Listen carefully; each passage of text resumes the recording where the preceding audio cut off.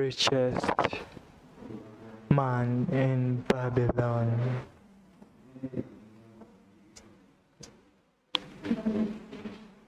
Richest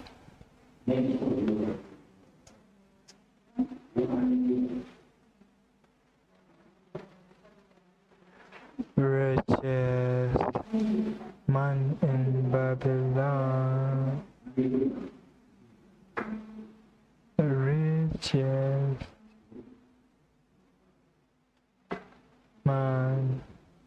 man in Babylon.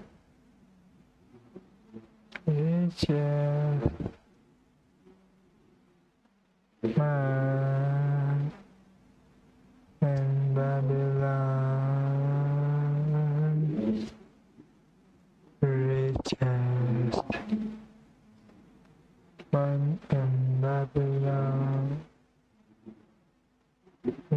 Richest man in Babylon. Richest man in Babylon. Richest man in Babylon. man in Babylon. Righteous man.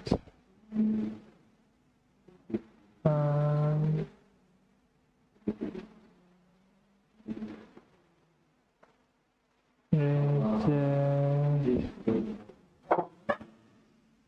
man in Babylon.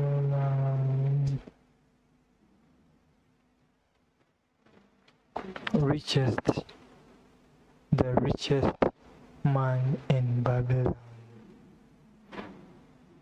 by George S. Clason, a free ebook from BizBuildersUSA.org. The Richest Man in Babylon by George S. Clason. Tables of contents, first published in 1926. Tables of content about author, forward, an historic sketch of Babylon, the man who desired gold, the richest man in Babylon, 7 cures for like you help me on that cable, you don't knock it. The cable. No, it's okay, you can leave it. 7 cures for a lean path. The first cure, start by fast or fattening. The second cure, control. Yeah? Richest man in Babylon. No, it's talking about money and all that. Yeah. Like, what is this one here? So just like, alright. I don't know, I'm just going to read about it.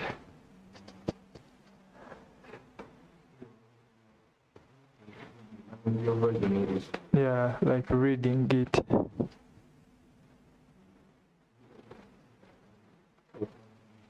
So I just wanted you to give me an video version of in another. That's why the other time I was asking you about the Bible. That's the reason I want to also do it.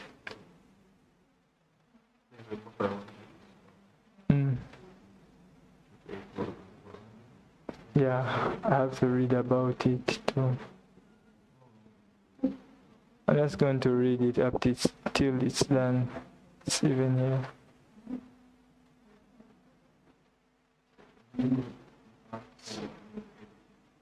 Raw.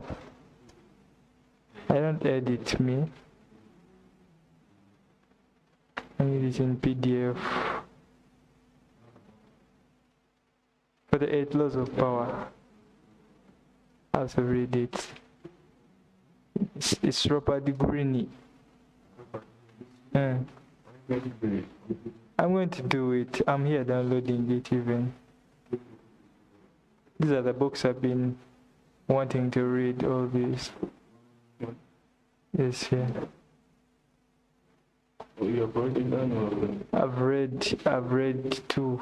I've read the Constitution of Uganda. I read about wealth creation. I just started to read. This is the book here.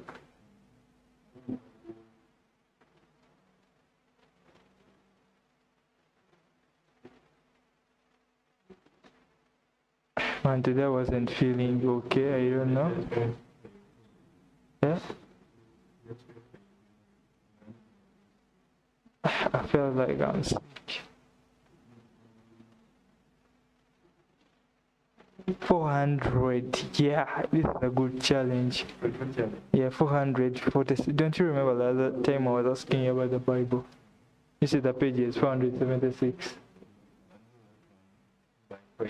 Yeah, this one is, look at this. This is 72 pages. This one I had like a comic, you know why? Whenever I'm coming on the streets, I see it a lot. I see the Bible and I see this. It's like everywhere. Everywhere. Yeah. Now do this one. Do that one. Let me download this. I'll read this maybe tomorrow because I'm going to get done with this. Let me first download it. Me, I love the audio version, then I come and expand it. I can read it, but a book, I cannot read a book anymore. Why? Like, I don't want to be.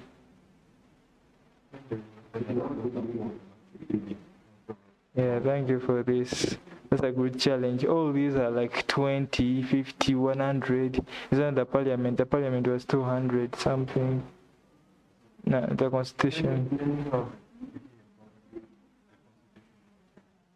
No, I don't have it here.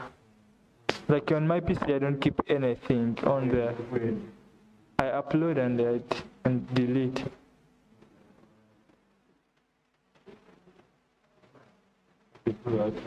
And also there's another one. Let me first read this. Also download the other one.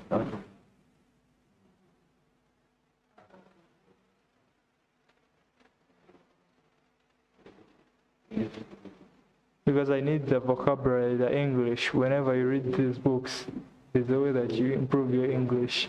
Out of what?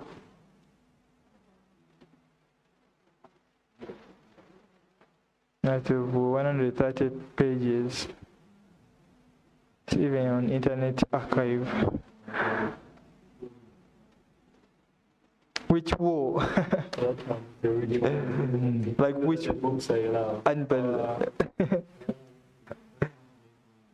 Yeah, but even finances, we need to understand it. Museveni knows about finances. He was even a minister of finance. He wasn't. He wasn't a minister. He was a minister of finance. Oh. For defense. Yeah. But he has a clue. He has a clue, that guy. Yeah, so like whenever I'm reading, I just expand. Oh, like you don't knock the cable. This one.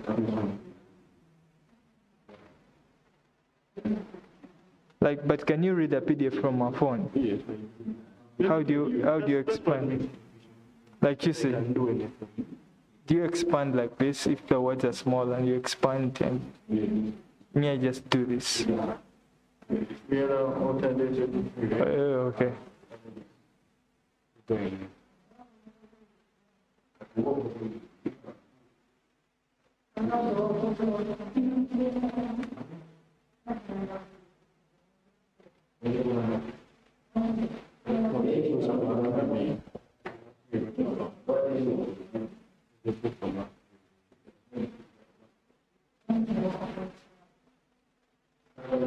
Let me first read this one. I'm even late because I have to be done by reading 2 hours maybe. Am I going where?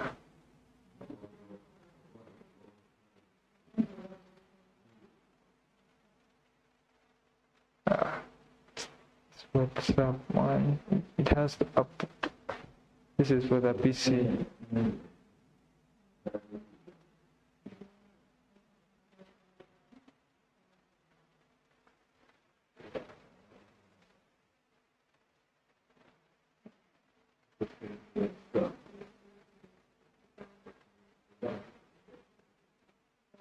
Power. Oh, the cable. The cable is not stable.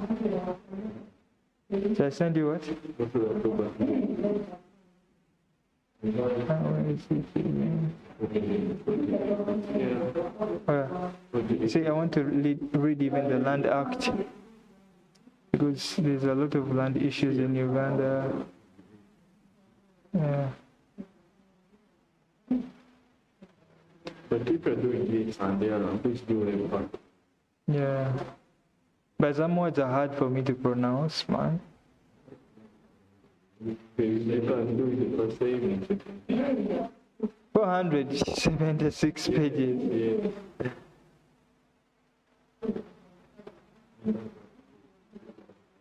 You just say another guy, it's a phone.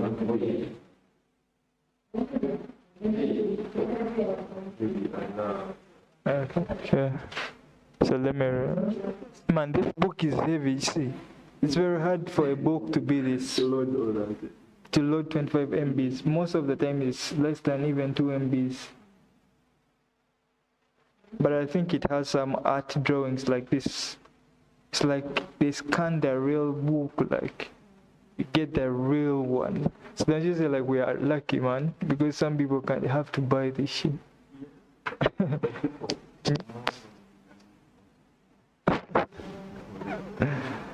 Yeah.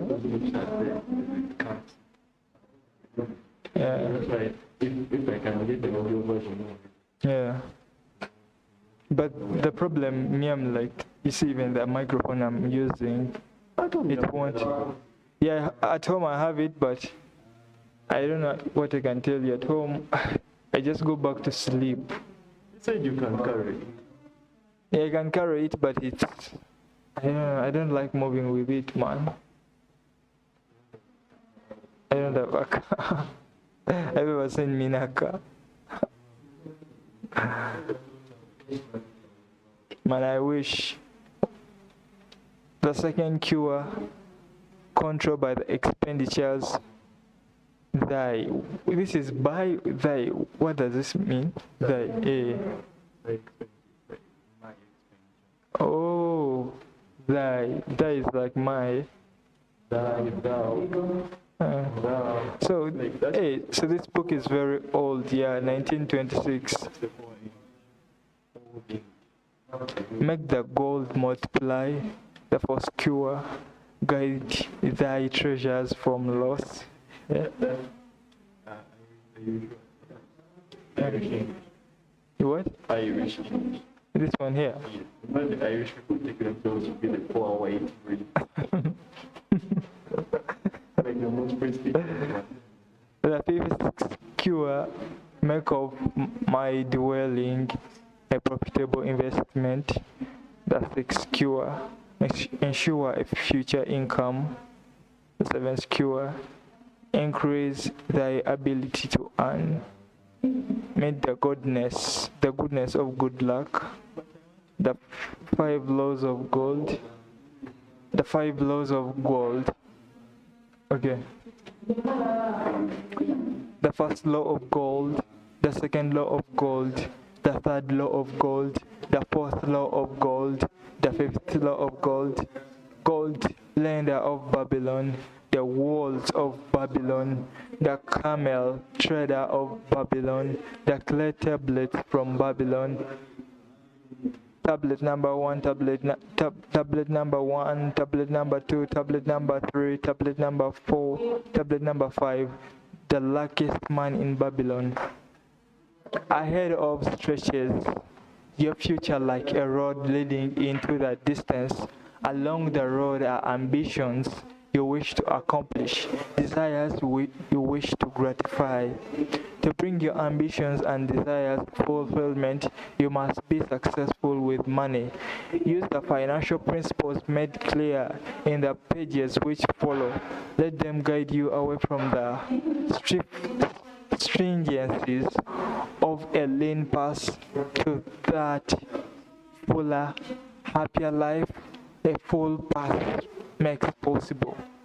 Like the law of gravity, they are universal and unchanging. May they prove for you, as they have proven to so many others, a sure key to a fat path, larger bank balances, and gratifying financial progress.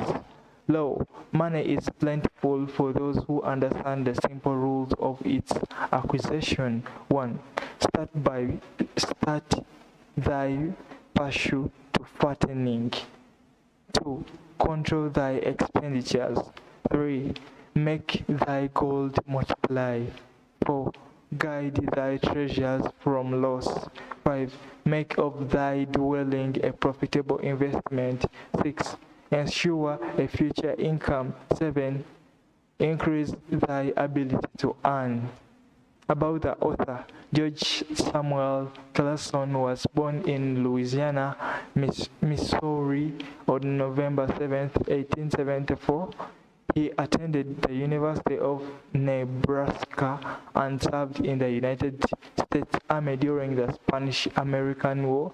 Beginning a long career in publishing, he founded the Clason Map Company of Denver, Colorado, and published the first road atlas of the United States and Canada. In 1926, he issued the first of a famous series of pamphlets on thrift and financial success, using parables set in ancient Babylon to make each of these points.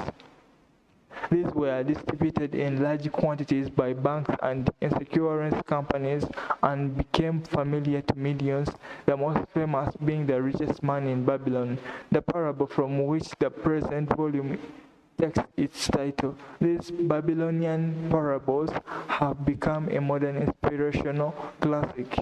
Forward. Our prosperity as a nation depends upon the personal financial prosperity of each of us as individuals. This book deals with the personal successes of each of us. Success means accomplishments as the result of our own efforts and abilities.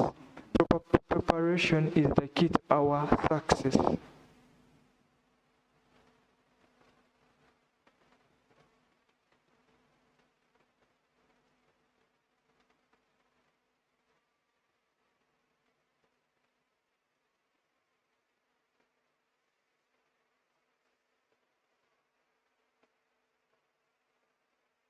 Our acts can be no wiser than our thoughts. Our thinking can be no wiser than our understanding.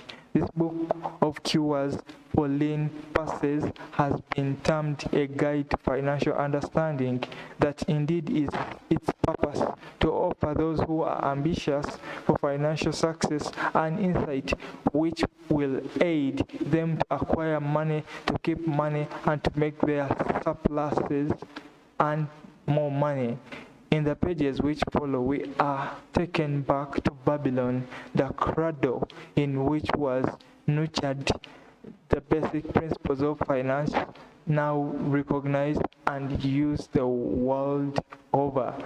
To new readers, this author is happy to extend the wish that its pages may contain for them the same inspiration for growing bank accounts, greater financial successes, and the solution of difficult personal financial problems so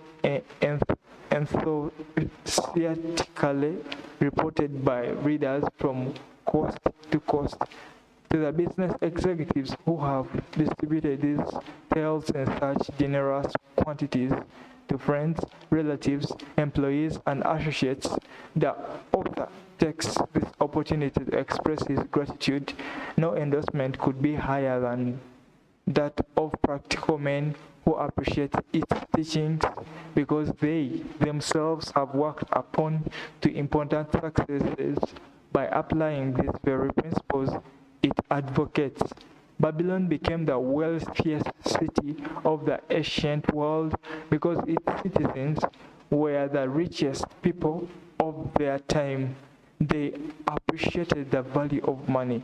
They practiced sound financial principles in acquiring money, keeping money, and making their money and more money. They provided for themselves what we all desire: income for the future. An historic sketch of Babylon. In the pages of history, there lives no city more glamorous than Babylon. Its very name conjures visions of wealth and splendor. Its treasures of gold and jewels were fabulous. One naturally pictures such a wealthy city as located in a suitable setting of tropical luxury, surrounded by rich natural resources of forests and mines. Such was not the case. It was located beside the Euphrates River in a flat, arid valley. It had no forests, no mines, not even stone for building. It was not even located upon a natural trade route. The rainfall was insufficient to raise crops. Babylon is an outstanding example of man's ability to achieve great objectives using whatever means are at his disposal. All of the resources supporting this large city were man-developed. All of its riches were man-made. Babylon possessed two natural resources, a fertile soil and water in the river. With one of the greatest engineering accomplishments of this or any other day, Babylon engineers diverted the waters from the river by means of dams and immense irrigation canals. Far out across that Aid Valley went these canals to pour the life-giving waters over the fertile soil. This ranks among the first engineering feats known to history. Such abundant crops as were the reward of the irrigation system the world had never seen before. Fortunately, during its long existence, Babylon was ruled by successive lines of kings to whom conquest and plunder were built incidental. While it engaged in many wars, most of these were local or defensive against ambitious conquerors from other countries who coveted the fabulous treasures of Babylon. The outstanding rulers of Babylon live in history because of their wisdom, enterprise, and justice. Babylon produced no strutting monarchies who sought to conquer the known world that all nations might pay homage to their egotism. As a city, Babylon exists no more. When those energizing human forces that built and maintained the city thousands of years were withdrawn, it soon became a deserted ruin.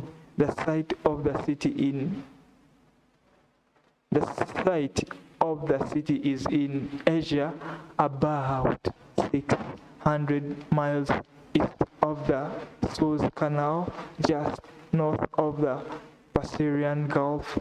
The latitude is about 30 degrees above the equator, practically the same as that of Yuma, Arizona. It possessed a climate similar to that of this American city, hot and dry.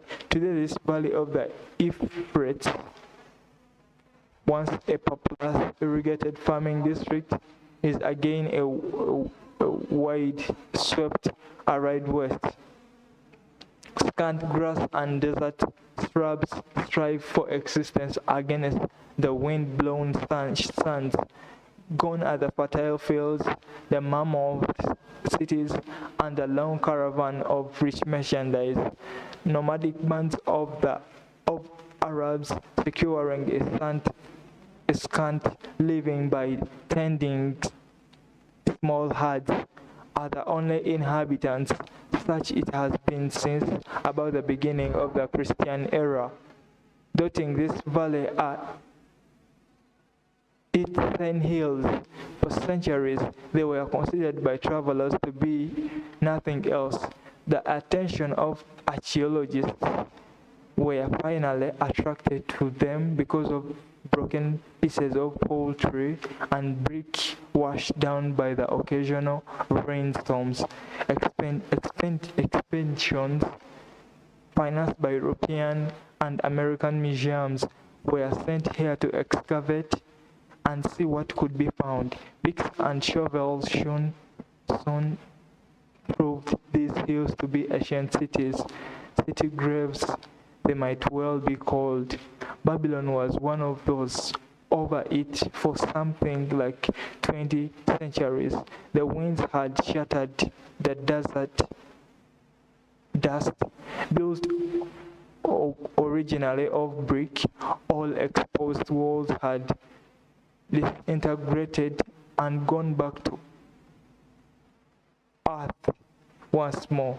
such is Babylon, the wealthy city, today a heap of dust, so long abandoned that no living person ever knew its name until it was discovered by carefully removing the refuse of centuries from the streets and fallen wreckage of its noble temples and palaces.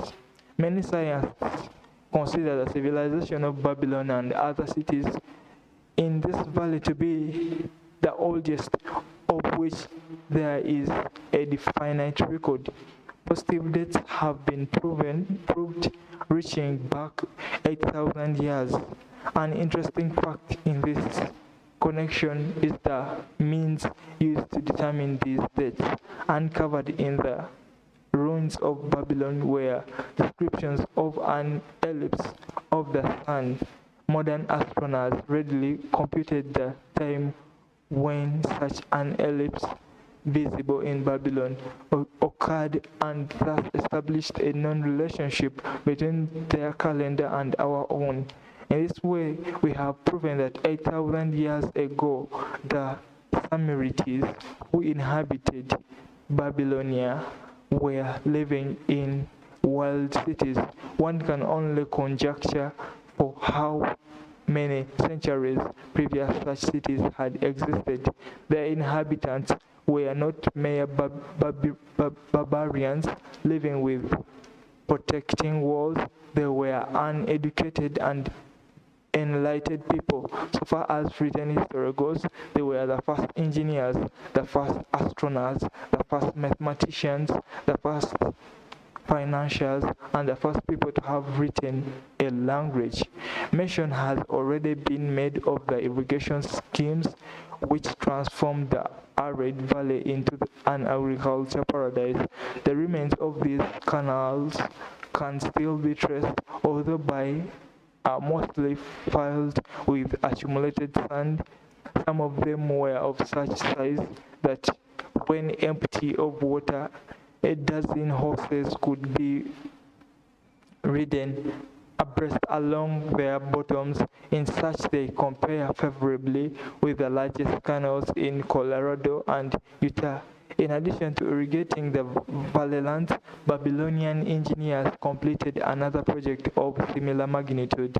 By means of an elaborate drainage system, they reclaimed an immense area of swampland at the mouth of the Euphrates and Tigris River and put this also under cultivation. Herodotus, the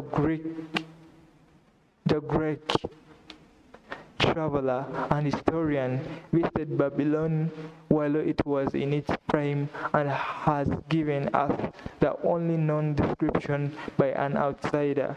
His writings give a graphic description of the city and some of the unusual customs of its people. He mentions the remarkable fertility of the soil and the bountiful harvest of wheat and barley which they produced. The glory of Babylon has faded, but its wisdom has been preserved for us. For this we are indebted to their forms of records. In that distant day, the use of paper had not been invented. Instead, they laboriously engraved their writing upon tablets of moist clay. When completed, they were baked and became hard tile. In size, they were about 6 by 8 inches and an inch in thickness. These clay tablets, as they are commonly called, were used much as we use modern forms of writing. Upon them were engraved legends, poetry, history, transcriptions of royal decrees, the laws of the land, titles to property, promissory notes, and even letters which were dispatched by messengers to distant cities. From these clay tablets we are permitted an insight into the intimate personal affairs of the people. For example, one tablet evidently from the records of a country storekeeper relates that wheat 3 being delivered at the time and the other 4 to await customer relates that upon the given date a certain named customer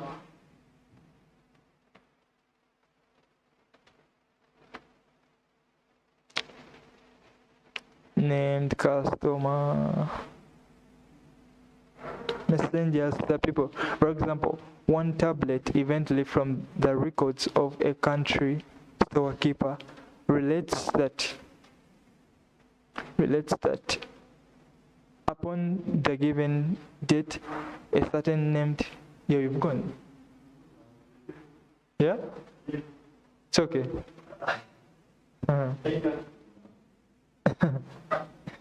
Relates upon the given date, a certain named customer brought in a cow and exchanged it for 7 sacks of wheat, 3 being delivered at the time, and the other 4 to await the customer's pleasure. Safely buried in the wrecked cities, archaeologists have recovered entire libraries of these tablets, hundreds of thousands of them. One of the outstanding wonders of Babylon was the immense walls surrounding the city. The ancients ranked them with the Great Pyramid of Egypt as belonging to the 7 wonders of the world, when Semiramis is credited with having erected the first walls during the early history of city. The early history of the city.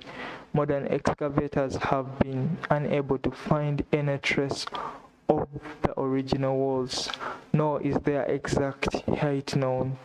From measurements made by early writers, it is estimated they were about 50 to 60 feet high, faced on the outer side with burnt brick and further protected by a deep moat of water. The later and more famous walls were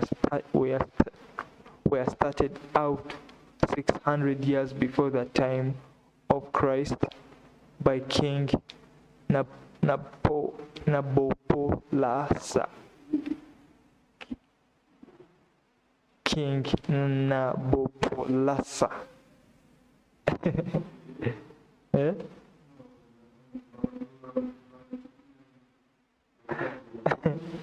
Upon such a gigantic scale did he plan the rebuilding. He did not live to see the work finished. This was left to his son Nebuchadnezzar. Nebuchadnezzar. Have you ever heard of that name? Yeah, but here it's like N-E. It's Nebuchadnezzar. Okay, it's a good name, man. Whose name is familiar in biblical history.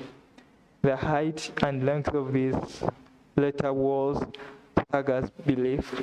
They are reported upon reliable authority to have been about 160 feet high, the equivalent of the height of a modern 15-story office building. The total length is estimated as between 9 and 11 miles. So wide was the top that a 6-horse chariot could be driven around them. Of this tremendous structure, little now remains except portions of the foundations and the moat. In addition to the ravages of the elements, the Arabs completed the destruction by pouring the brick for building purposes elsewhere. Against the walls of Babylon marched in turn the victorious armies of almost every conqueror of that age of war of conquest. A host of kings laid siege to Babylon, but always in vain. Invading armies of that day were not to be considered lightly. Historians speak of such units as 10,000 horsemen, 25,000 chariots, 1,200 regiments of foot soldiers with 1,000 men to the regiment.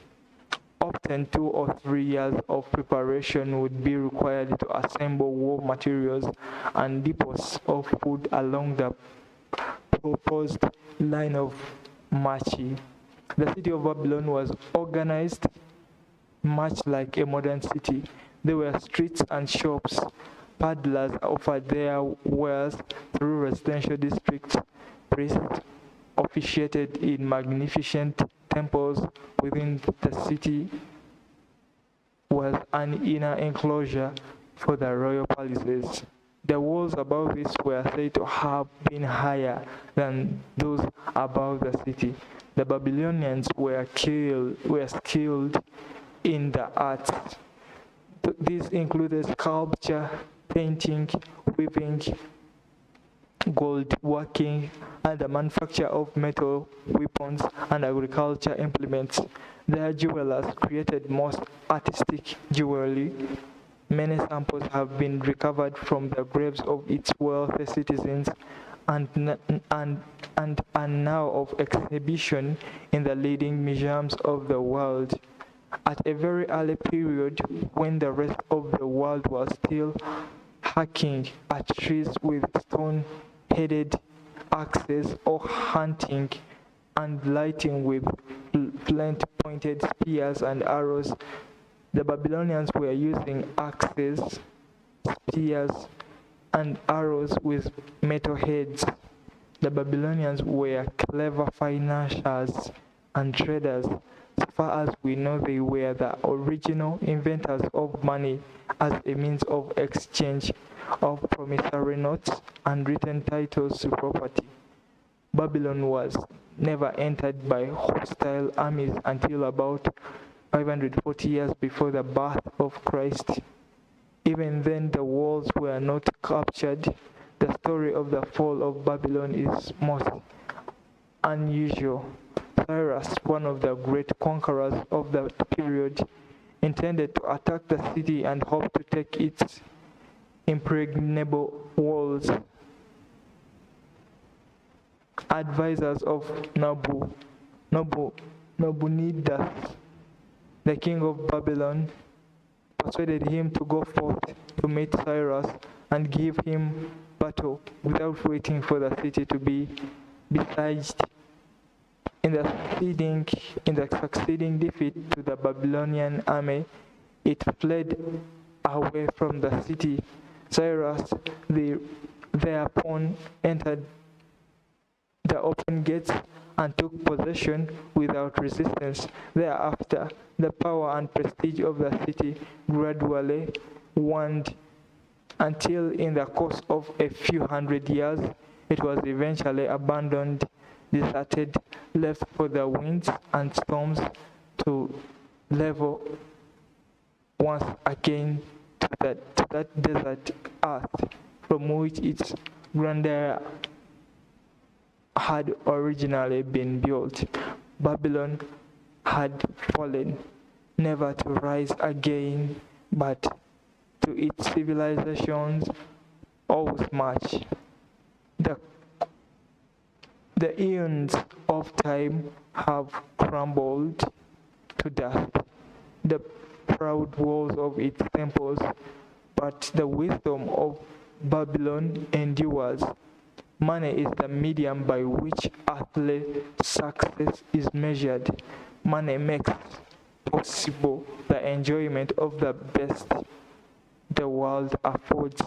Money is plentiful for those who understand the simple laws which govern its acquisition. Money is governed today by the same laws which controlled it when prosperous men approached the streets of Babylon 6,000 years ago. The man who desired gold, Bansa, the chariot builder of Babylon, who thoroughly discouraged from his seat upon the low walls surrounding his property, he gazed sadly at his simple home and the open workshop in which stood a partially completed chariot. His wife frequently appeared at the open door.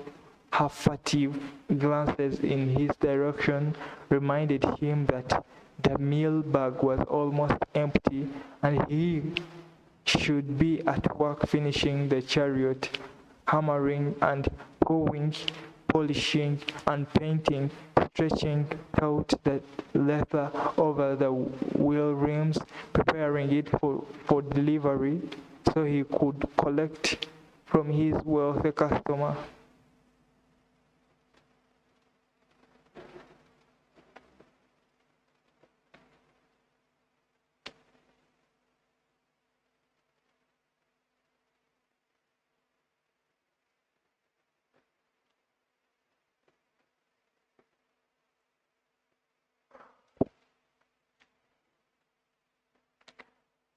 Nevertheless, his fat, muscular body sat solidly upon the wall.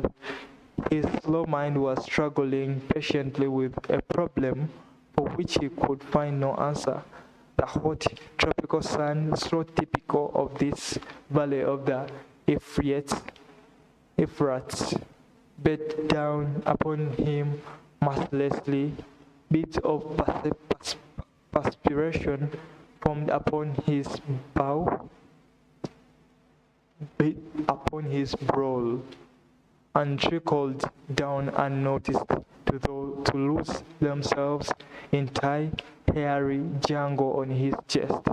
Beyond his home towered the high terraced wall surrounding the king's palace.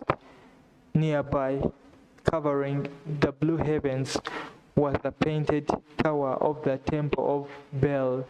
In the shadow of such grandeur was his simple home and many others far less neat and well cared for. Babylon was like this, a mixture of grandeur and squalor, of dazzling wealth and distressed poverty, crowded together without plan or system within the protecting walls of the city. Behind him, had he cared to turn and look, the noisy chariots of the rich just led and crowded aside the sandaled tradesmen as well as the barefooted beggars. Even the rich were forced to turn into the gutters clear the way for the long lines of slave water carriers on the king's business, 15 each bearing a heavy goat skin of water to be poured upon the hanging gardens. Basa was too engrossed in his own problem to hear or heed the confused hubbub of the busy city. It was the unexpected twagging of the strings from a familiar line that aroused him from his reverie. He turned and looked into the sensitive, smiling face of his best friend Kobe, the musician. May the gods bless thee with great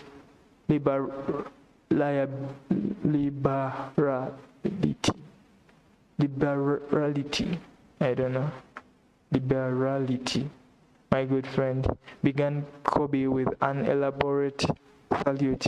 Yet it does appear they have already been so generous, though needest not to labor. I rejoice with thee in thy good fortune. More, I would even share it with thee, perform thee paths which must be bargaining, else thou wouldest be busy in your shop, extract but 2 humble shekels and lend them to me until after the nobleman's feet this night. Thou wilt not miss them. Yeah, yeah, yeah. Should we get worried? Should we get worried?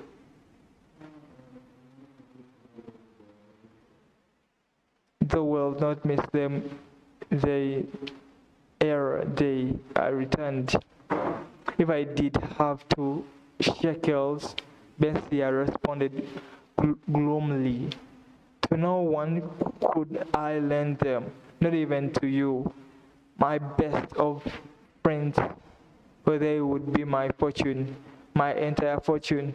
No one lends his entire fortune, not even to his best friend. What, exclaimed Kobe with genuine surprise. Thoughts last not 1 shekel in thy purse, yet sit like a statue upon a wall. Why not complete that chariot?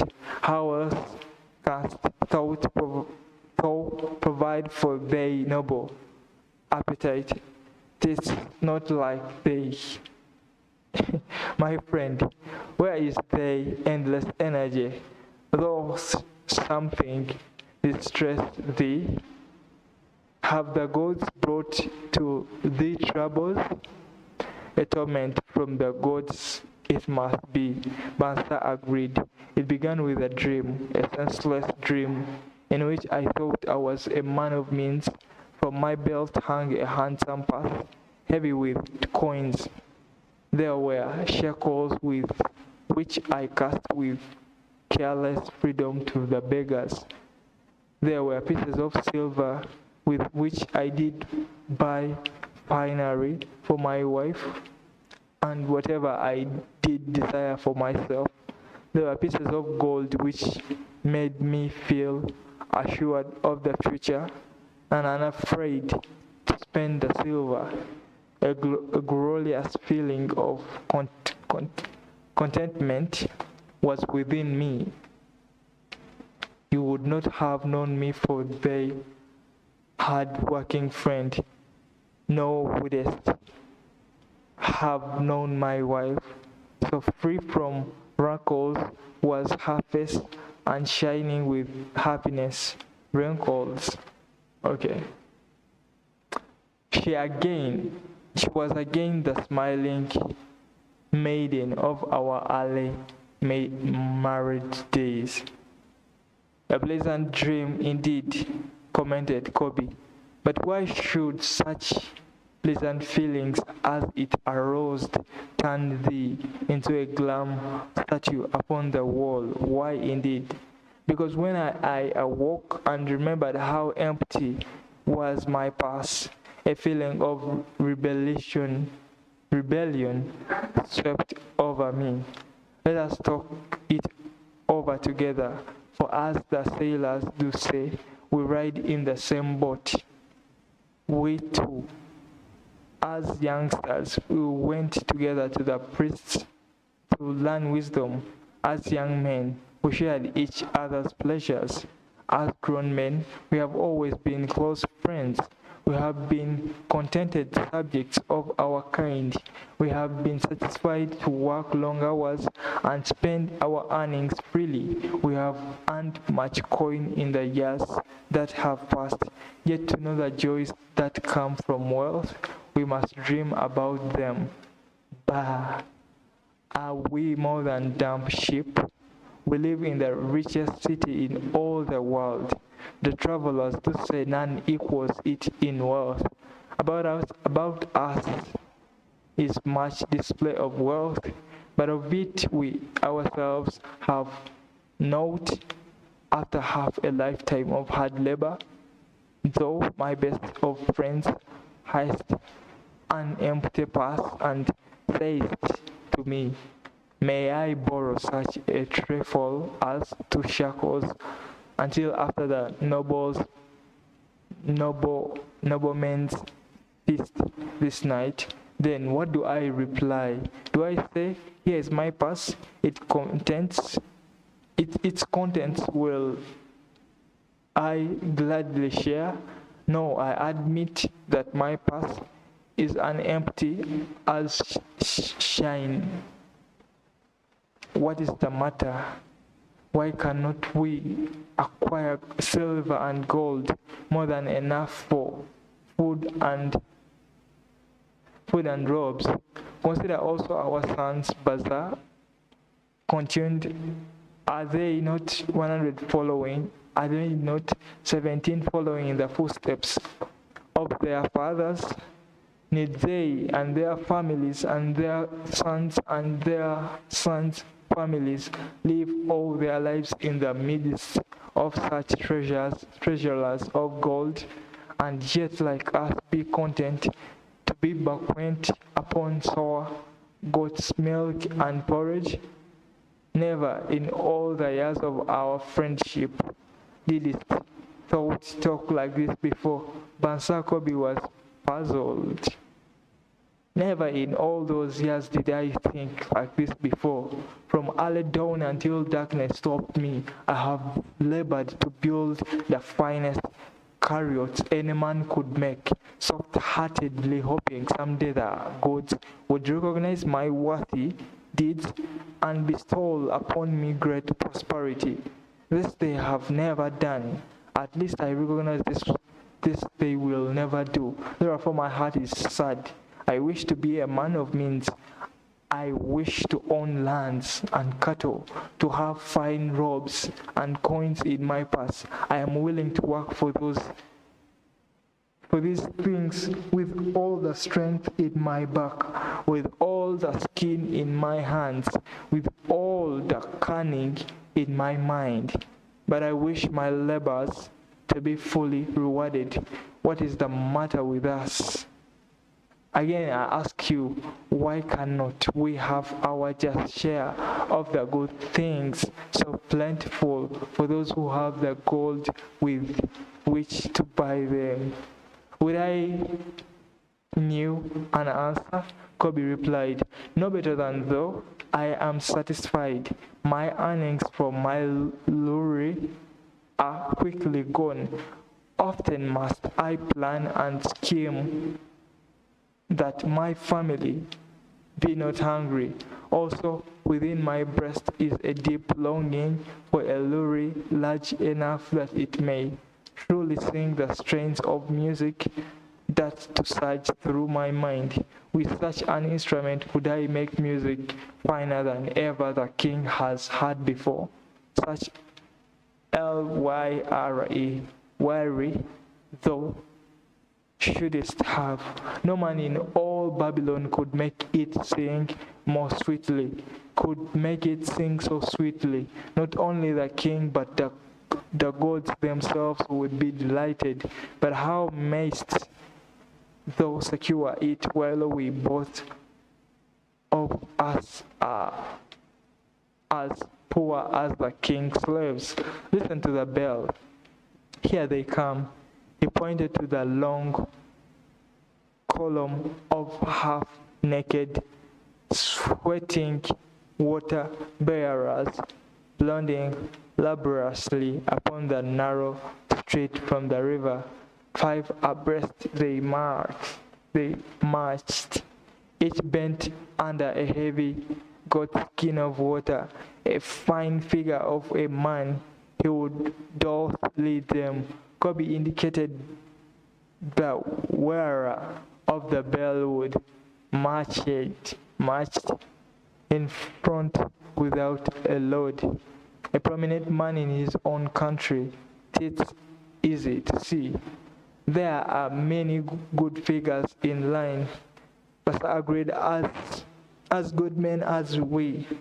Tall, blonde men from the north, laughing black men from the south, little brown men from the nearer countries, all marching together from the river to the gardens, back and forth, day after day, year after year, note of happiness to look forward to, beds of straw upon which to sleep, hard grain porridge to eat. Pity the poor brutes, Kobe. Pity them I do yet. Though those make me see how little better off are we, freemen though we call ourselves. That is truth, Kobe, unpleasant thought though it be. We do not wish to go on year after year, living lavish lives, working, getting nowhere. Might we not find out how others acquire gold and do as they do? Kobe inquired. Perhaps there is some secret we might learn if we but sought from those who knew, replied Bansia thoughtfully. This very day, suggested Kobe, I did pass our old friend Akaid, riding in his golden chariot. This I will say, he did not look over my humble head, as many in his session might consider his right. Instead, he did wave his hand, that all onlookers might see him pay greetings and bestow his smile of friendship upon Kobe the musician. He is claimed to be the richest man in all Babylon. Basa used so rich the king is said to seek his golden aid in affairs of treasury.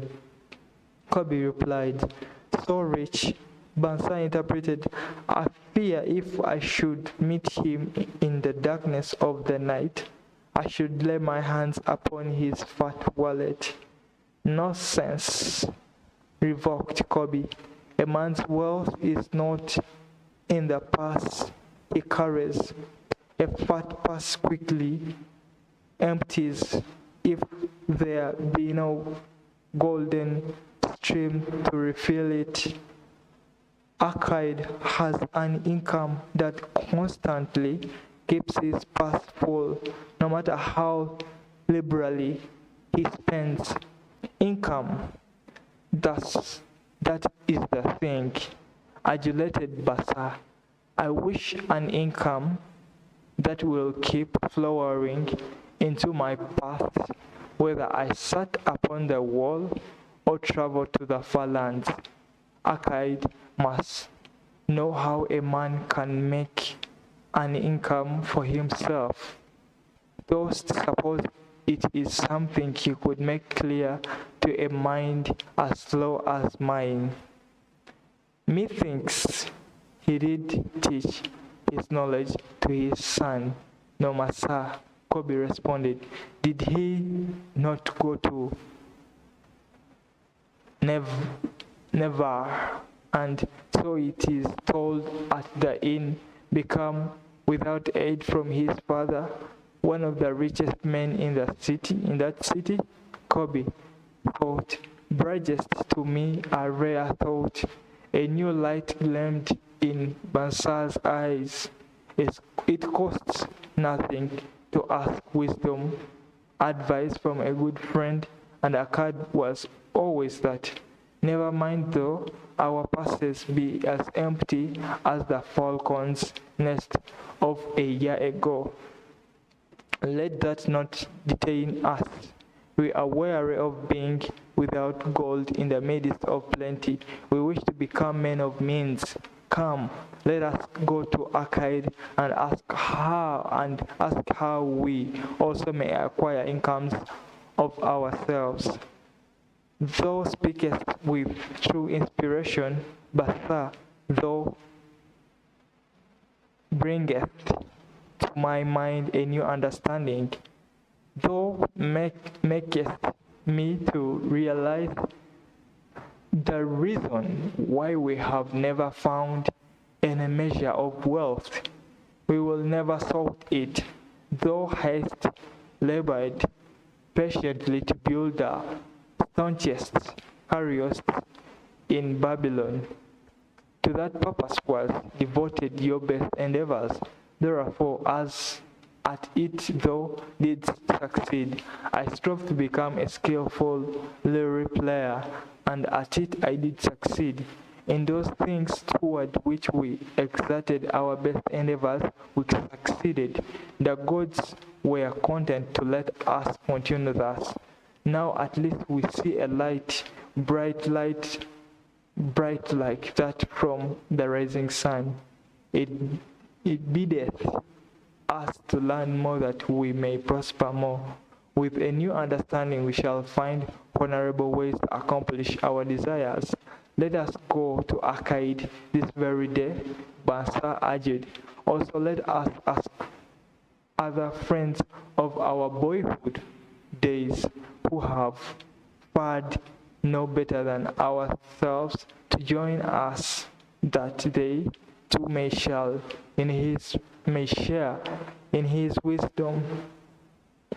Though whatever thus thoughtful of thy friends, Master, therefore hast thou many friends, it shall be it's thou sayest, we go this day and take them with us.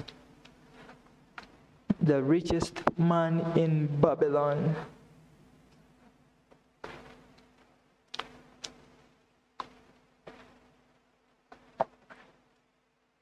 I need to see if there's anybody.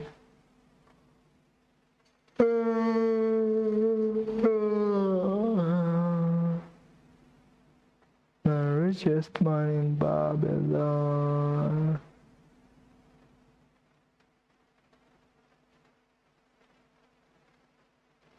Okay. So hungry. I am so hungry. I'm so hungry.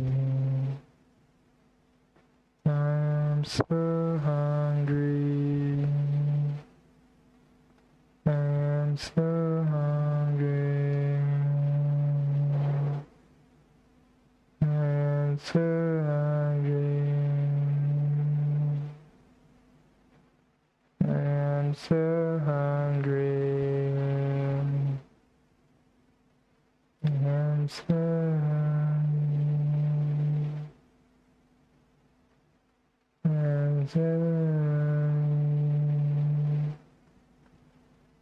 I'm so hungry. So hungry. So hungry.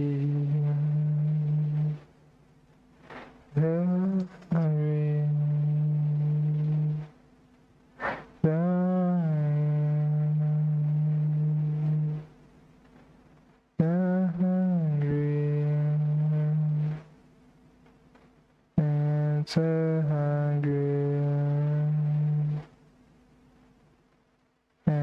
I'm so hungry.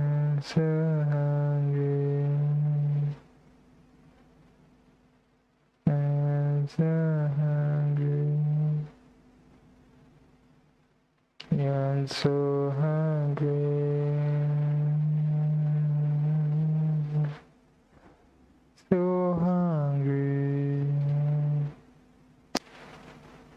So hungry. So hungry. I'm so hungry. I'm so hungry.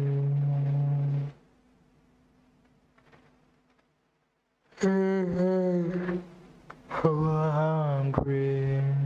Richest man in Babylon. In old Babylon there once lived a certain very rich man named Akkad. Far and wide he was famed for his great wealth. also was be famed for his liberality. He was generous in his charities. He was generous with his family. He was liberal in his own expenses. But nevertheless, each year his wealth increased more rapidly than he spent it.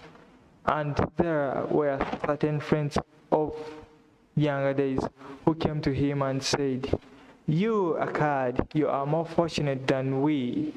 You have become the richest man in all Babylon, while we struggle for existence.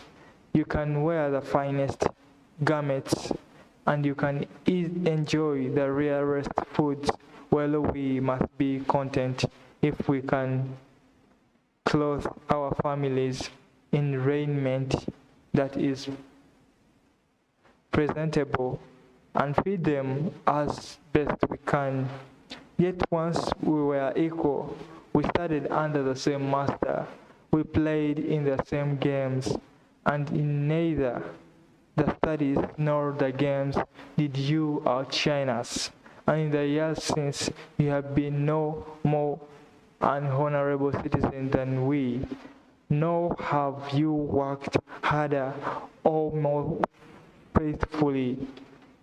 Insofar as we can judge, why then should a fickle fate single you out to enjoy all the good things of life and ignore us who are equally deserving? Thereupon Akkad remonstrated with them, saying, "If you have not acquired more than a bare existence in the years since we were youths, it is because you either have failed to learn the laws that govern the building of wealth, or else you do not observe them. Fickle fate is a victorious goddess who brings no permanent good to anyone. On the contrary, she brings ruin to almost every man upon whom she showers unearned gold. She makes wanton spenders who soon dissipate all 22 they receive and are left beset by overwhelming appetites and desires they have not the ability to gratify. Yet others whom she favors become misers and hoard their wealth, fearing to spend what they have, knowing they do not possess the ability to replace it. They further are beset by fear of robbers and doom themselves to live of emptiness and secret misery. Others probably are who can take unearned gold and add to it and continue to be happy and contented citizens. But so few are they. I know of them, but by hearsay, think of the men who have inherited certain wealth and see if these things are not so." His friends admitted that of the men they knew who had inherited wealth, these words were true, and they besought him to explain to them how he had become possessed of so much prosperity. So he continued, "In my youth, I looked about me and saw all the good things there were to bring happiness and contentment, and I realized that wealth increased the potency of all these. Wealth is a power. With wealth, many things are possible. One may ornament the homes with the richest of furnishings. One may sail the distant seas. One may feast on the delicacies of far lands. One may buy the ornaments of the gold worker and the stone polisher. One may even build mighty temples for the gods. One may do all these things and many others in which there is delight for the senses and gratification for the soul.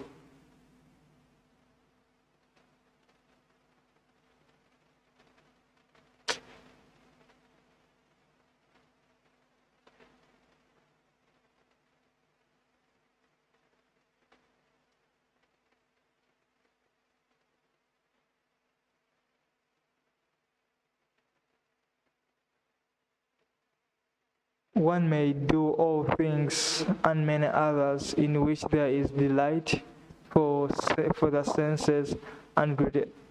And when I realized all this, I decided to myself that I would claim my share of the good things of life. I would not be one of those who stand afar off, enviously watching others enjoy. I would not be content to clothe myself in the cheapest raiment that looked respectable. I would not be satisfied with the lot of a poor man. On the contrary, I would make myself a guest at this banquet of good things, being, as you know, the son of a humble merchant.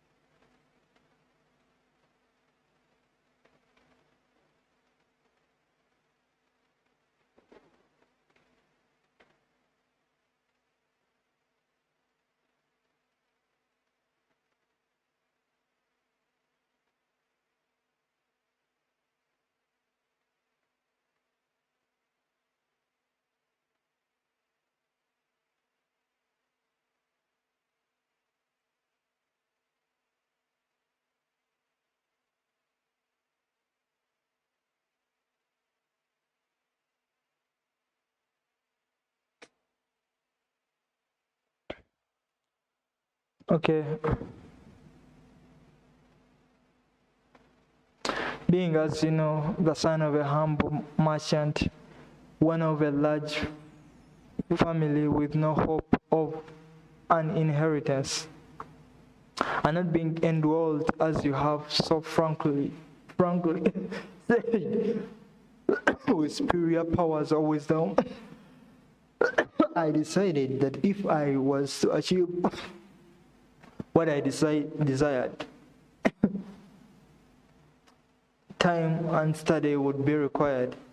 As for time, all men have it in abundance.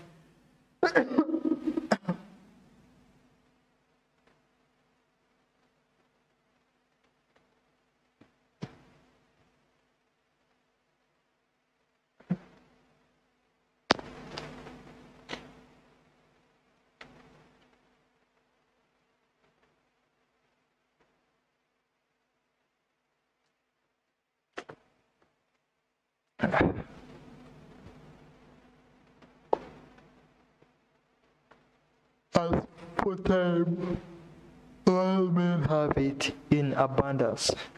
Each of you has let slip by sufficient time to have made yourself well, yet you admit you have nothing to show except your good families, of which you can be justly proud. As for study, did not our wise teacher teach us that learning was one of two kinds, the one kind being the things we learned and knew, and the other being the training that taught us how to find out what we did not know? Therefore did I decide to find out how one might accumulate wealth. And when I had found out, to make this my task and to do it well.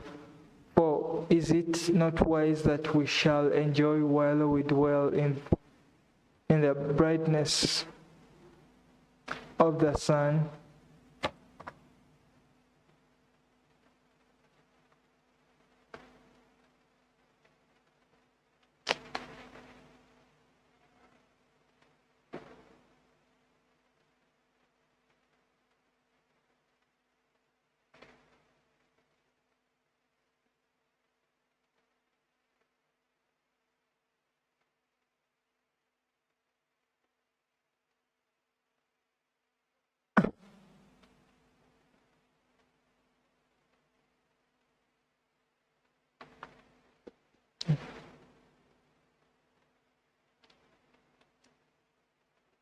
Therefore, did I decide to find out how my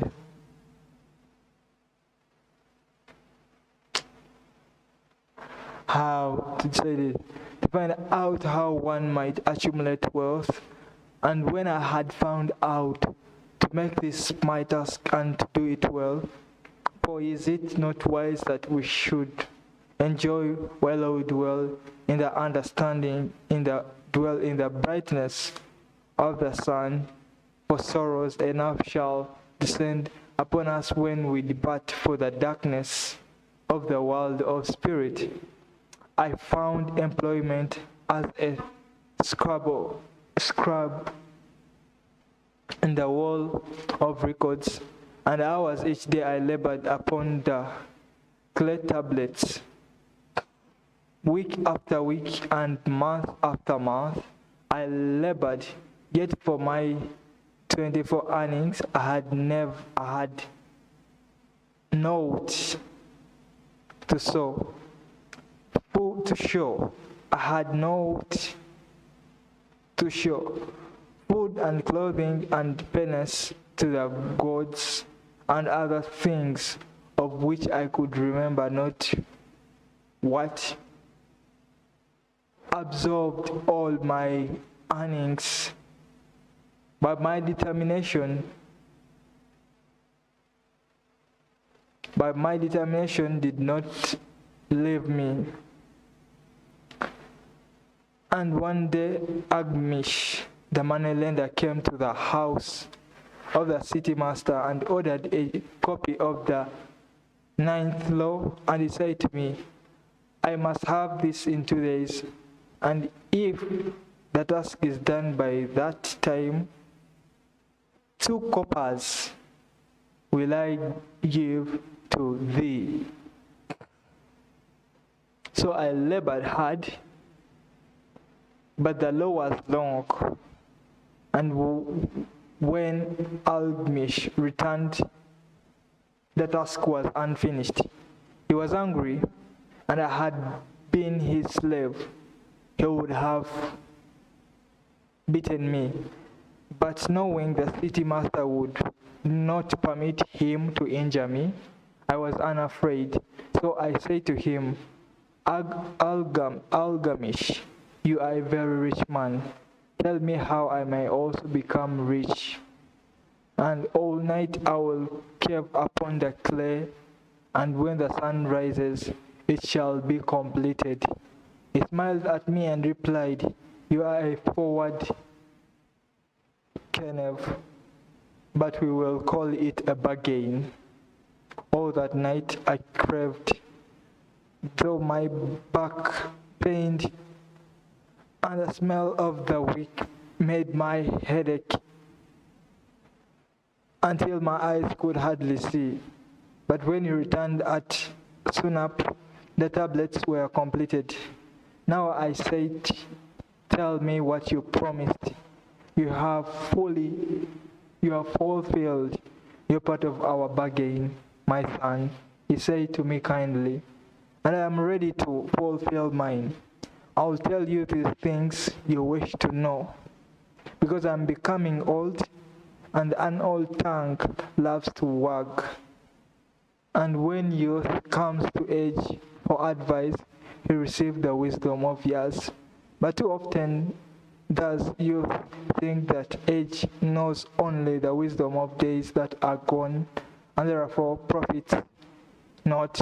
But remember this, the sun that shines today is the sun that shone when their father was born, and will still shine and will still be shining when their last grandchild shall pass into the darkness. The thoughts of youth, he continued, are bright lights that shine forth like the metals that oft make bright the sky. But the wisdom of age is like the fixed stars that shine so unchanged that the sailor may depend upon them to star in his course. Mark you well, my words, for if you do not, you will fail to grasp the truth that I will tell you, and you will think that your night's work has been in vain. Then he looked at me rudely from under his shaggy brows and said in a low, forceful tone, I found the road to wealth when I decided that a part of all I earned was mine to keep, and so will you. Then he continued to look at me with a glance that I could feel past me, but said no more. Is it at all, I asked, that was sufficient to change the heart of a sheep herder into the heart of a money lender? He replied, but all I earn is mine to keep is it not? I demanded. Far from it, he replied. Do you not pay the garment maker? Do you not pay the sandal maker? Do you not pay for the things you eat? Can you live in Babylon without spending? What have you to show for your earnings of the past month? What for the past year, fool? You pay to everybody but yourself. The lad, you labor for others, as well as be a slave and work for what your master gives you to eat and wear. If you did keep for yourself 1/10 of all 26 you earn, how much would you have in 10 years? My knowledge of numbers did not forsake me, and I answered, as much as I earn in 1 year. You speak but half the truth, he retorted. Every gold piece you save is a slave to work for you. Every copper it earns is its child that also can earn for you. If you would become wealthy, then what you slave must earn, and its children must earn, that all may help to give to you the abundance that you crave. You think I cheat you for your long night's work? He continued, but I'm paying you 1,000 times over if you have the intelligence to grasp the truth I offer you. A part of all you earn is yours to keep. It should be not less than 1/10, no matter how little you earn. It can be as much more as you can afford. Pay yourself first. Do not buy from the clothes maker and the sandal maker more than you can pay out of the rest, and shall have enough for food and charity and penance to the gods. Wealth, like a tree, grows from a tiny seed. The first copper you save is the seed from which your tree of wealth shall grow. The sooner you plant that seed, the sooner shall the tree grow. and the more faithfully you nourish and water that tree with consistent savings, the sooner may you bask in contentment beneath its shade. So saying, he took his tablets and went away. I thought much about what he had said to me, and it seemed reasonable. So I decided that I would try it. Every time I was paid, I took one from each 10 pieces of copper and hid it away. And I would try it every time I was paid. I took one of each 10 pieces of copper and hid it away. And strange as it may seem, I was no shorter of funds than before. I noticed little difference as I managed to get along without it, but often I was tempted as my hold began to grow to spend for some of the good things the merchants displayed, brought by camels and ships from the land of the Phoenicians. But I wisely refrained. A 12 months after Agamish had gone, he again returned and said to me, "Son, have you paid yourself not less than 1/10 of all you have earned for the past year?" I answered proudly, "Yes, master, I have." "That is good," he answered, beaming upon me. "And what have you done with it?" "I have given it to Alzma, the brickmaker, who told me he was traveling over the far seas and is tired. Is it Tyre?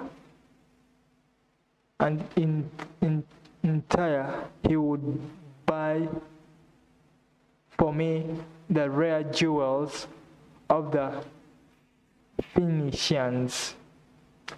When he returns, we shall sell these at high prices and divide the earnings. Every fool must learn," he growled. "But why trust the knowledge of a brickmaker about jewels? Would you go to the brickmaker to inquire about stars? No. By my tunic, would you go to the astrologer if you had power to think? Your savings are gone, youth. You have jacked your wealth tree up by the roots. But plant another, try again, and next time if you would have advice about jewels, go to the jewel merchant. If you would know the truth about sheep, go to the herdsman. Advice is one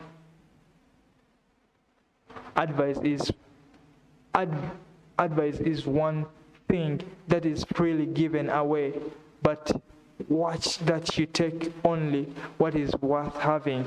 He who takes advice about his savings from one who is inexperienced in such matters shall pay with his savings for proving the falsity of their opinions." Saying this, he went away.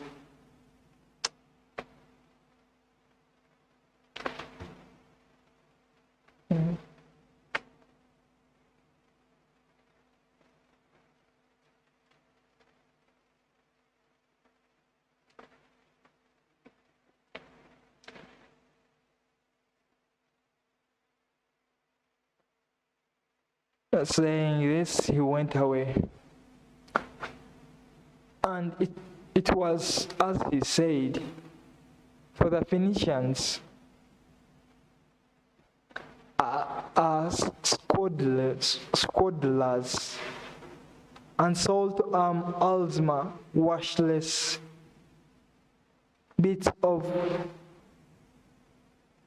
glass that looked like 28 grams. But as Algmish had bid me, I again saved each 10th copper, for I now had formed the habit and it was no longer difficult. Again, 12 months later, Agamish came to the room of the scribes and addressed me. What progress have you made since I last saw you? I have paid myself faithfully, I replied, and my savings I have entrusted to Aga, the shield maker, to buy bronze, and each 4th month he does pay me the rental. That is good. And what do you do with the rental? I do have a great feast with honey and fine wine and spiced cake. Also, I have bought me a scarlet tunic. And someday I shall buy me a young ass upon which to ride. To which Agamish laughed. You do eat the children of your savings? Then how do you expect them to work for you? And how can they have children that will also work for you? First get thee an army of golden slaves, and then many a rich banquet may you enjoy without regret. So saying, then he again went away. Nor did I again see him for 2 years. When he once more returned, and his face was full of deep lines, and his eyes drooped, for he was becoming very old. And he said to me, Akkad, hast thou yet achieved, hast thou yet achieved the wealth thou dreamed of? And I answered, not yet all that I desire, but some I have, and it earns more, and its earnings earn more. And do you still take the advice of brickmakers about brickmaking? They give good advice. Aristotle. Akkad, he continued, you have learned your lessons well. You first learned to live upon less than you could earn. Next, you learned to seek advice from those who were competent through their own experiences to give it. And lastly, you have learned to make gold work for you. You have taught yourself how to acquire money, how to keep it, and how to use it. Therefore, you are competent for a reasonable position. I'm becoming an old man. My sons think of only of spending and giving, no thought to earning. My interests are great and fear too much for me to look after. If you will go to Nepal and look after my lands there, I shall make you my partner, and you shall share in my estate. So I went to Nepal and took charge of his holdings, which were large, and because I was full of ambition, and because I had mastered the 3 laws of successfully handling wealth, I was enabled to increase greatly the value of his properties. So I prospered much, and when the spirit of Agamish departed for the sphere of darkness,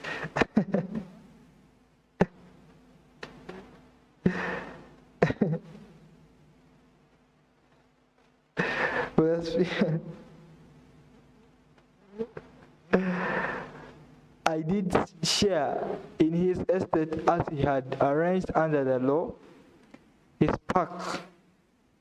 spake, Akkad, and when he had finished his tale, one of his friends said, you were indeed fortunate that Agamish made of you an heir. Fortunate only in that I had the desire to prosper before I first met him. For 4 years did I not prove my definiteness of purpose by keeping 1/10 of all earned? Would you call a fisherman lucky for years so studied the habits of the fish that with each changing wind he could cast his net about them?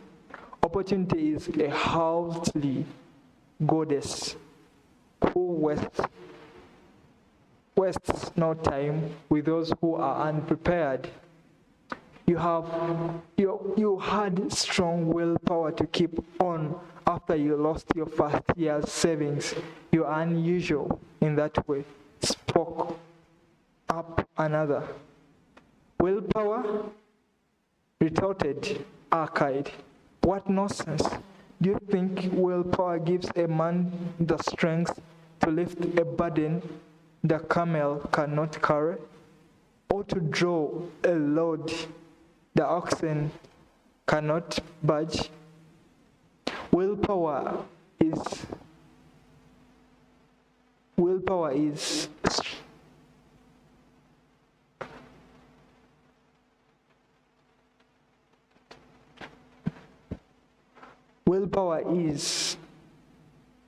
but willpower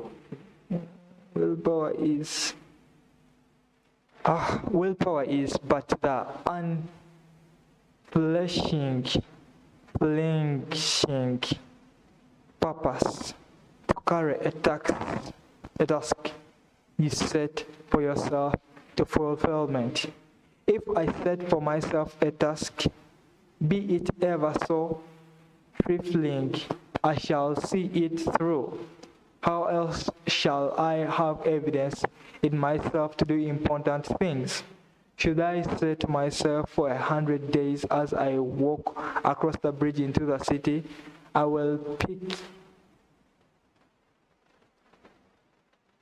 pick from the road a petal and cast it into the stream? I would do it if on the 7th day I passed by without remembering. I would not say to myself, tomorrow I will not cast 2 pedals, which will do as myself. Arcade, this is useless. What does it avail you to cast a pedal every day? Throw it in a handful and be done with it?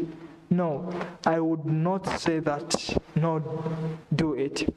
When I set a task for myself, I complete it.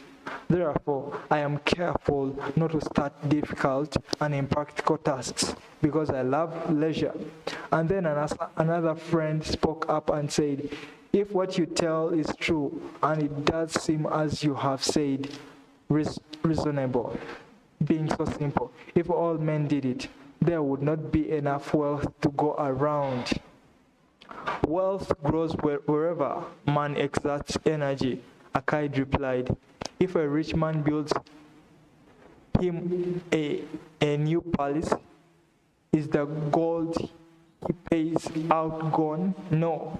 The brickmaker has part of it, and the laborer has part of it, and the artist has part of it, and everyone who labors upon the house has part of it. Yet when the palace is completed, it is not worth all it cost, and is the ground upon which it stands not worth more because it is there, and is the ground that adjoins it not worth because it's there. Wealth grows in magic ways. No man can prophesy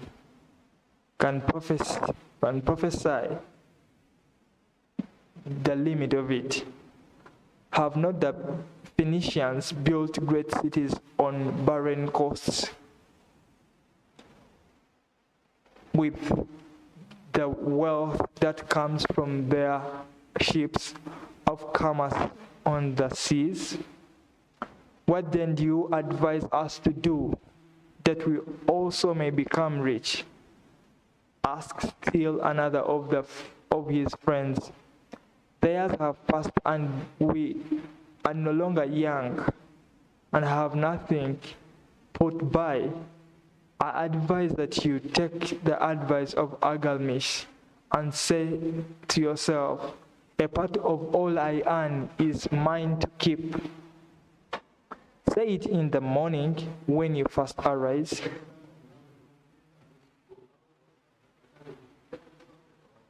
Oh, sorry, I didn't know, like, you had...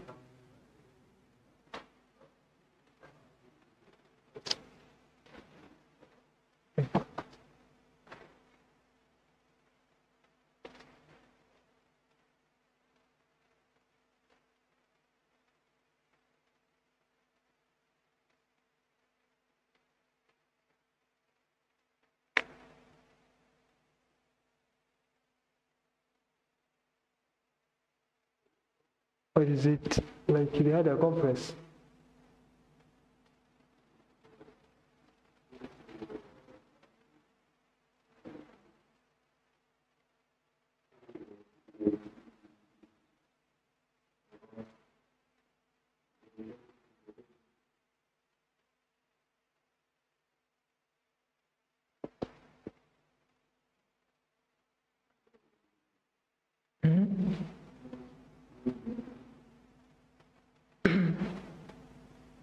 I didn't know that I was shouting.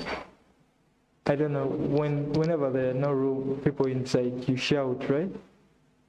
Or I'm just shouting. Am I so loud?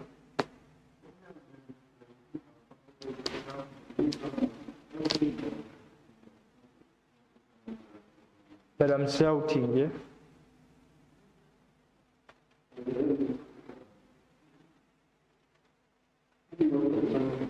Yeah.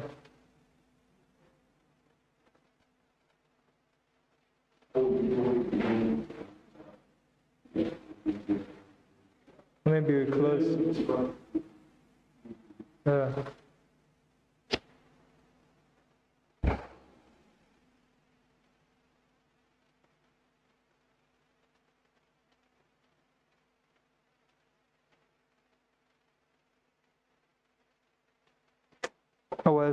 I don't know where I was even.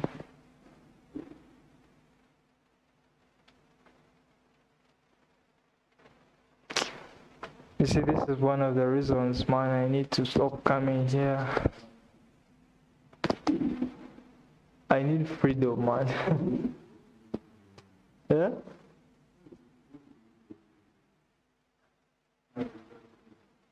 I should not be here.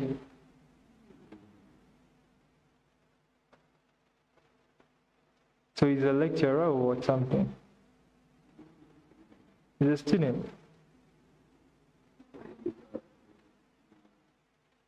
Oh.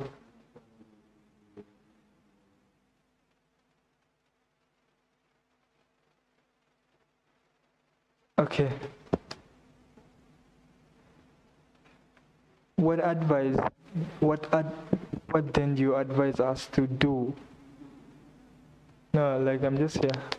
What then do you advise us to do that we also may become rich? Asked still another of his friends. The years have passed and we are no longer young and we have nothing put by. I advise that you take the wisdom of Agamish and say to yourselves, a part of all I earn is mine to keep. Say it in the morning when you first arise. Say it at noon. Say it at night. Say it each hour of every day. Say it to yourself until the words stand out like letters of fire across the sky. Impress yourself with the idea. Fill yourself with a thought. Then take whatever portion seems wise. Let it be not less than 1/10 and lay it by. Arrange your other expenditures to do this if necessary, but lay by that portion first. Soon you will realize what a rich feeling it is to own a treasure upon which you alone have claim. As it grows, it will stimulate you. A new joy of life will thrill you. greater efforts will come to you to earn more. For of your increased earnings, will not the same percentage be also yours to keep? Then learn to make your treasure work for you. Make it your slave. Make its children and its children's children work for you. Ensure an income for thy future. Look, though other age, and forget not that in the days to come, thou also will be numbered among them. Therefore, invest thy treasure with greatest caution, that it be not lost. Unserious rates of return are deceitful sirens. Yeah. Yeah.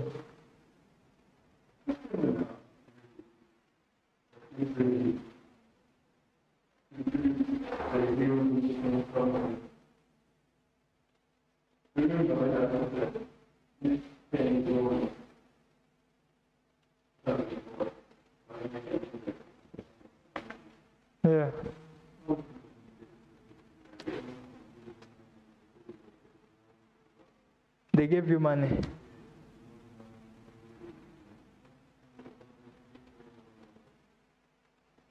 Man, it's involving money, that's the issue.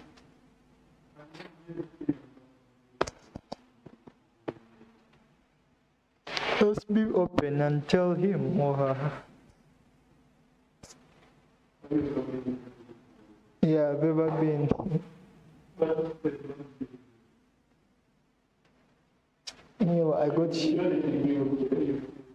I used to like, it was a mobile money guy.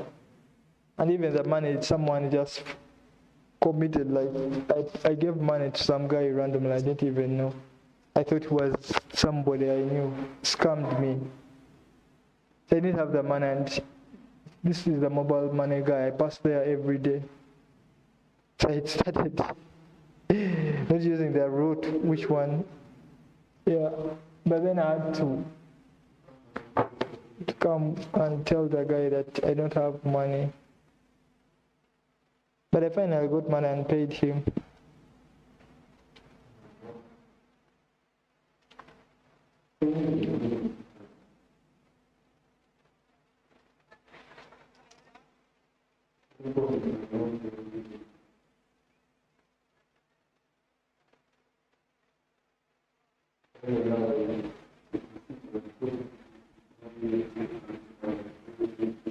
Yeah.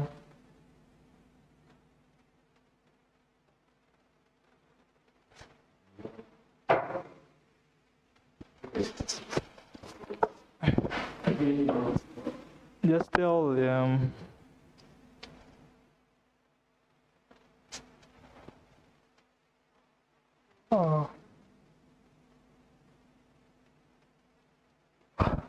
Unserious rates of return are deceitful sirens that sing but to lure the unwary upon rocks of loss and remorse.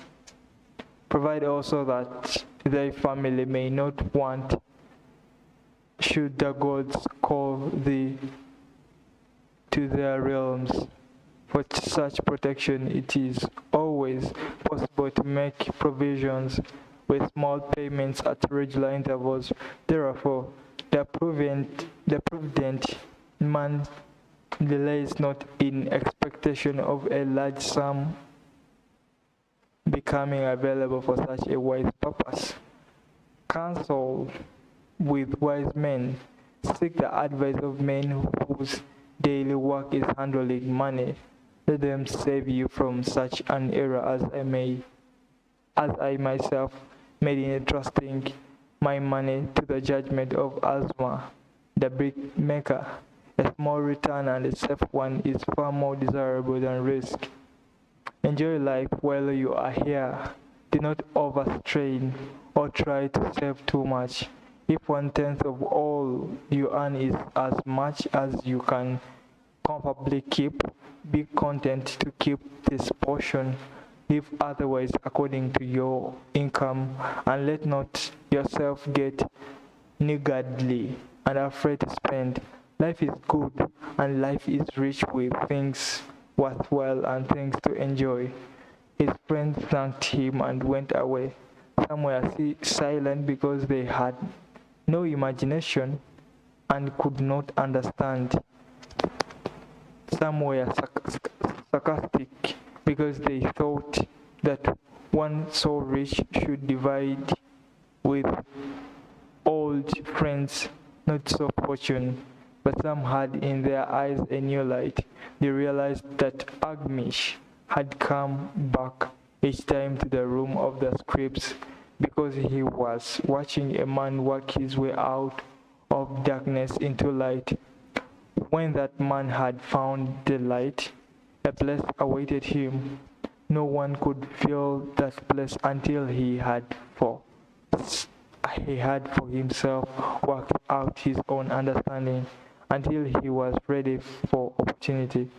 These latter were the ones who in the following years frequently revisited Arcade, who received them gladly. He counseled with them and gave them freely of his wisdom, as men of broad experience are always glad to do, and he assisted them in so investing their savings that it would bring in a good interest with safety, and would neither be lost nor entangled in investments that paid no dividends. The turning point in these men's lives came upon that day when they realized the truth that had come from Algmish to Arcade, and from Arcade to them. A part of all you earn is yours to keep. 7 cures of lean past.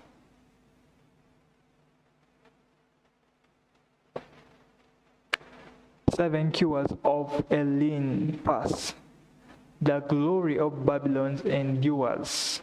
Down through the ages, its reputation comes to us as the richest of cities, its treasures as fabulous. Yet it was not always so. The riches of Babylon were the results of the freedom of its people. They first had to learn how to become wealthy.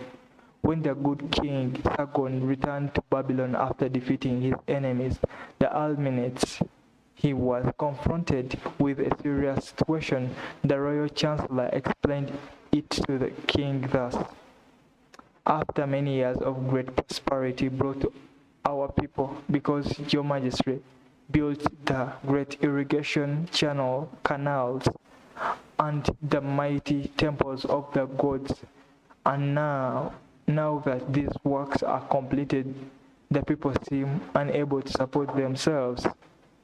The laborers are without employment. The merchants have few customers. The farmers are unable to sell their produce. The people have not enough gold to buy food. But where has all the gold gone that was spent for these great improvements? Demanded the king.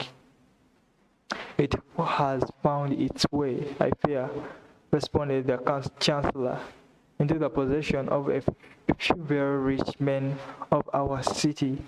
It filtered through the fingers of most our people as quickly as the goat's milk goes through the strainer. Now that the stream of gold has ceased to flow, most of our people have nothing for their earnings. The king was thoughtful for some time. Then he asked, why should so few men be able to acquire all the gold? Because they know how, replied the chancellor. One may not condemn a man for succeeding because he knows how. neither may one with justice take away from a man what he does fairly, and to give to men of less ability. But why, demanded the king, shall not all the people learn how to accumulate gold, and therefore become themselves rich and prosperous?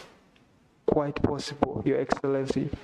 But who can teach them? Certainly not the priests, because they know naught of money making. Who knows the best in all our city how to become wealthy? Chancellor asked the king. The question answers itself, Your Majesty.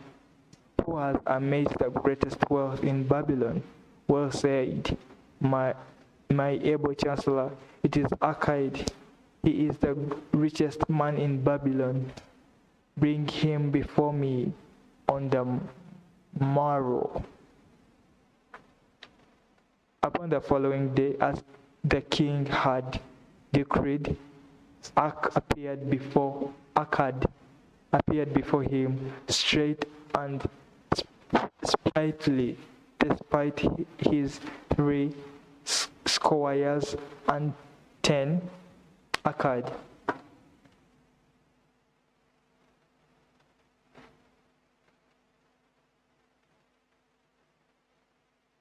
Akkad spoke. The king, is it true thou art the richest man in Babylon? Though it's reported, Your Majesty, and no man disputes it. How becomest thou so wealthy? By taking advantage of opportunities available to all citizens of our good city. Thou hadst nothing to start with, only a great desire for wealth. Besides this, nothing. Akkad, continued the king. Our city is in a very unhappy state because a few men know how to acquire wealth and therefore monopolize it, while the mass of our citizens lack the knowledge of how to keep any part of the gold they receive. It is my desire that Babylon be the wealthiest city in the world. Therefore, it must be a city of many wealthy men. Therefore, we must teach all the people how to acquire riches. Tell me, Akkad, is there any secret to acquiring wealth? Can it be taught? It is practical, Your Majesty, that which one man knows can be taught to others. The king's eyes glowed. Ak thought, speaketh the words I wish to hear. Well thought, lend thyself to this great cause. Well thought, teach thy knowledge to a school for teachers, each of whom shall teach others until there are enough trained to teach this truth to every worthy subject in my domain. Akkad bowed and said, I am thy humble servant to command. Whatever knowledge I possess, I will gladly give for the betterment of my fellow men and the glory of my king. This Englishman is so old, it's giving me some hard time. Yeah.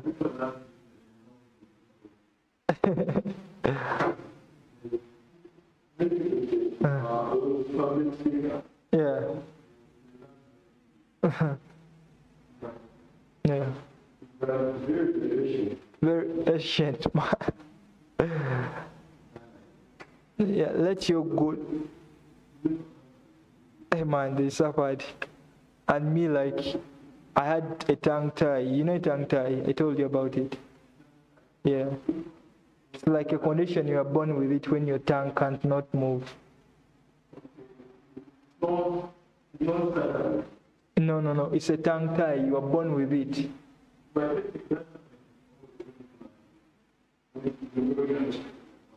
No. You are born with a condition where your tongue cannot move. You cannot even chew food properly. Yeah, so that's the condition I was born with. So I got an operation. That's when I started, like, I didn't know.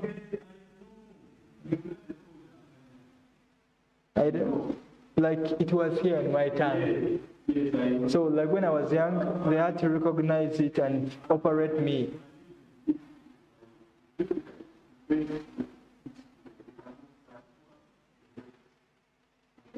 I think so, yeah. Even speaking was very hard.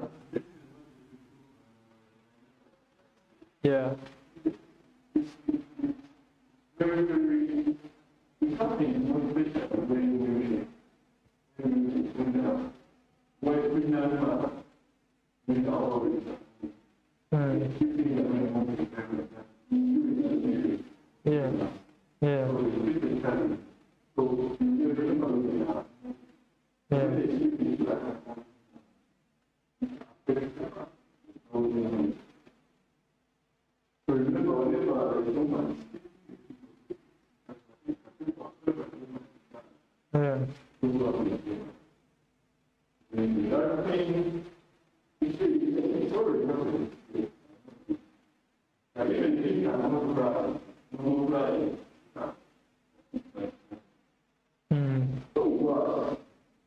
Yeah, I had it, man, and I didn't know about it till 25. No. I wanted to do some practice, and I got to, like, this guy was able to move his tongue very well, and me, I thought also my tongue was. I tried it, but I could not do it. Man, like, it was.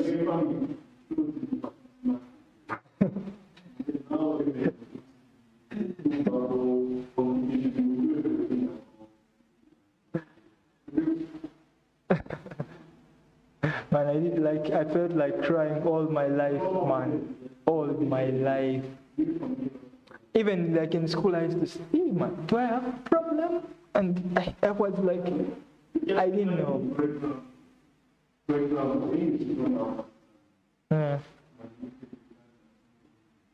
Yeah.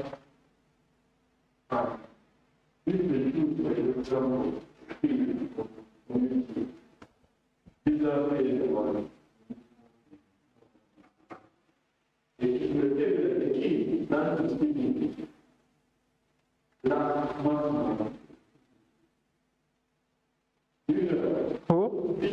Yeah.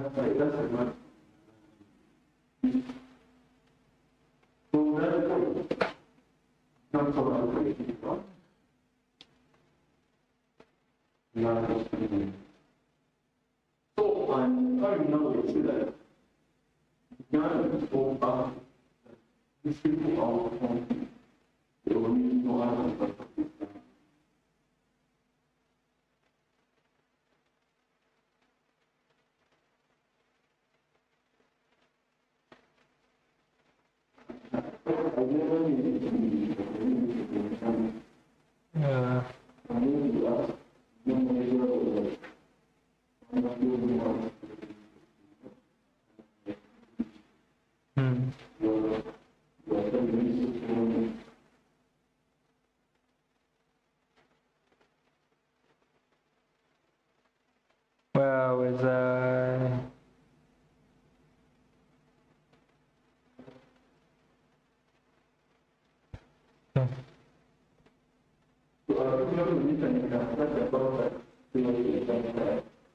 Yeah, before the operation, I went and searched, and it was the exact condition that I had. When I got to know about it, I went and searched on YouTube, everywhere.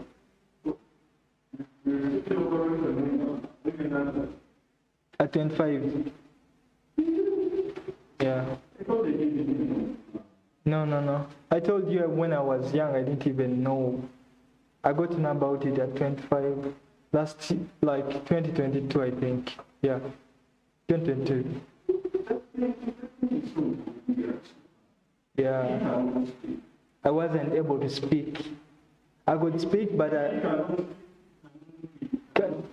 eating was very chewing. Like every time I could try to chew, I could bite my tongue. Brushing very hard. I like all those, but mostly speech. I could like try to speak a word. I know it like today. When I speak today, I cannot, like my tongue, it has to like go up to maybe pronounce some words. So remember, like my tongue could not move.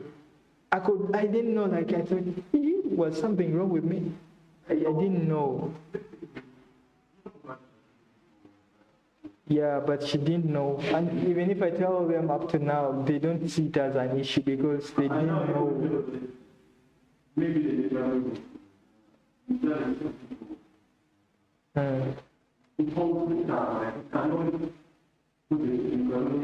But it was a painful operation, man. Painful. Those guys injected me with that medicine to ease pain. I could still feel, they injected, I could still feel, they were like,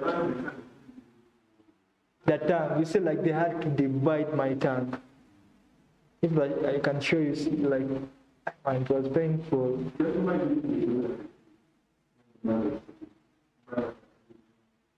And the kid, to a kid, I think it's very hard for the doctors.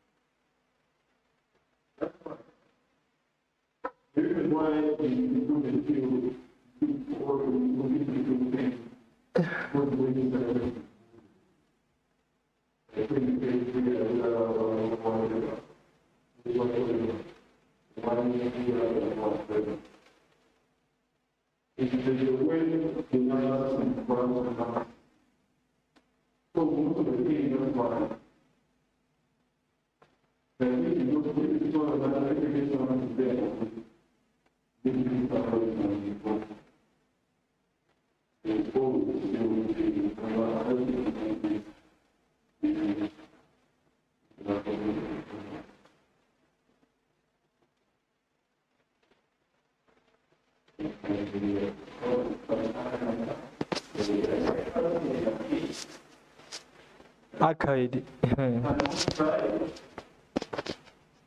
Yeah, I went through it.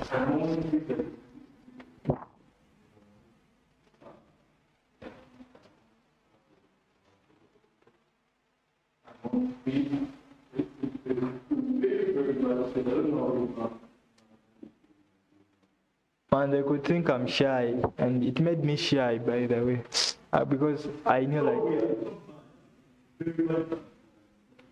yeah, it's so bad, man. It was so bad. Yeah, without even knowing that I have that condition. Yeah, I got to know it. No one, even my brushing was hard. Me, I thought like I just don't want to brush because my tongue cannot move.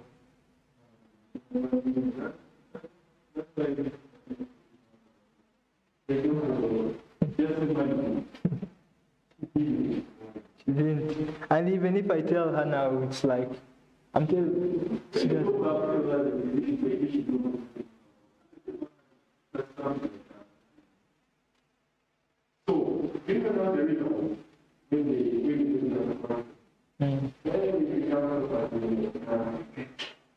when I what?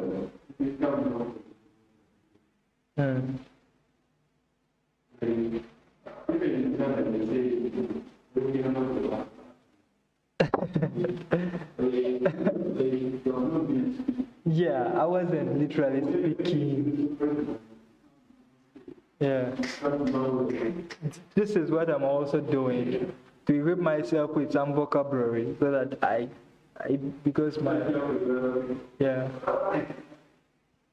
So I've just told you my secret, man. Even when I got to know it, my ex, I told her, she was like, she didn't even understand what I'm talking about. But me, I had got to know that this is what I had all along. Yeah.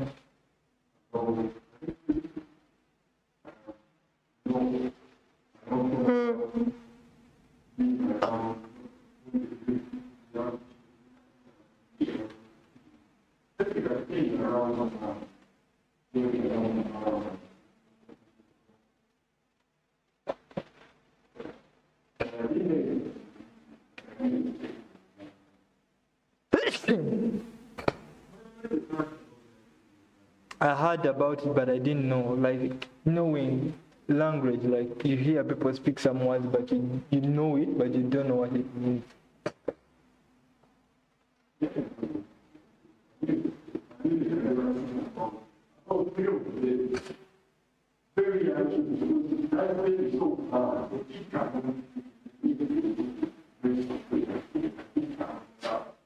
You see, this is the condition.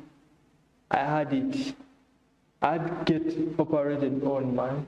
It was so painful. This exact, man. So when I wanted to do that practice, that guy was showing me. So my tongue could not move. That's when I was growing up, I thought I had it and it was normal. Everybody has it. You get? I had it, like, I thought it was normal that everybody has it. But till when I got to know it's called, like, man, I got so sad, but I had to go for the operation.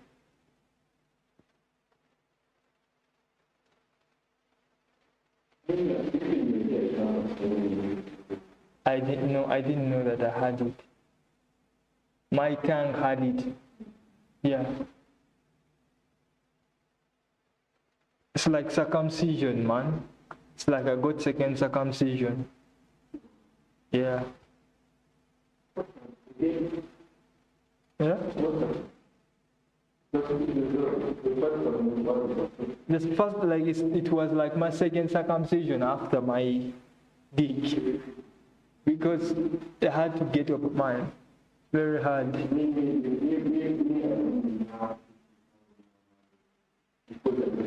Maybe she thought I had issues.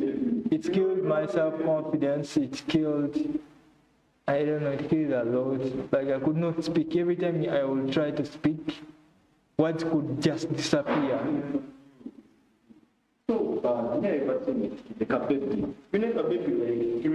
Yeah. This. Yeah. So me, I had this one for the elder one. This. Yeah. Yeah. Because these are babies. But for the old, she doesn't even know. Even if I tell her this.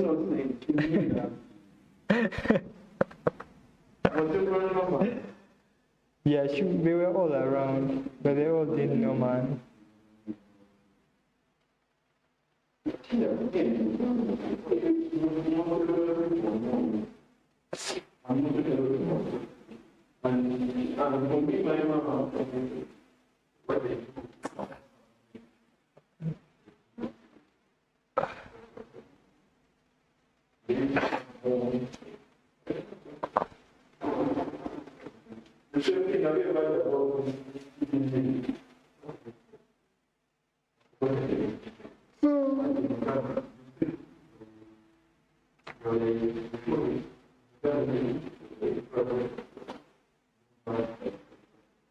Yeah.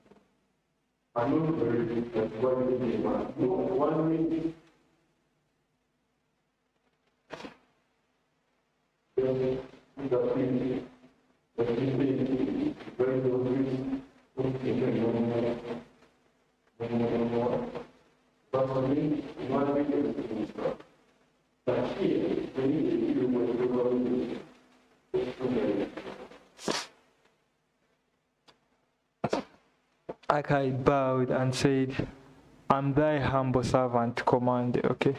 Whatever knowledge I possess, I will gladly give for the betterment of my fellow men and the glory of my King.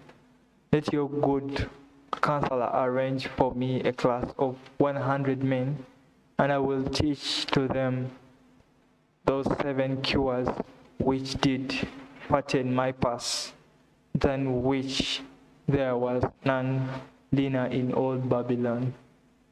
A fortunate letter, in compliance with King's command, and I think diamonds, Rihanna and Sia, then, yeah, like, you know me, it's more about the soul out. Sia can bring it out for me. She's my best. And like the problem when I play it, it will come in the recordings. I play it from the phone. You can use here YouTube.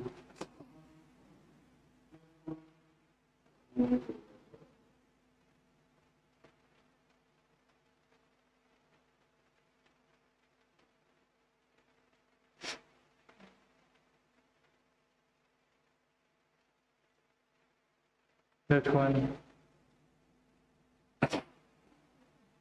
You can tap to play it. The beginning, yeah. A fortunate letter in compliance with the king's command, the chosen 100 assembled in the great hall of the temple of learning, seated upon colorful rings in a semicircle.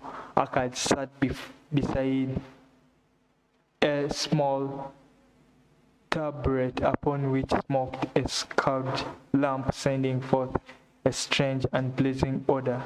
Behold, the richest man in Babylon, whispered a student, nudging his neighbor as Akkad arose.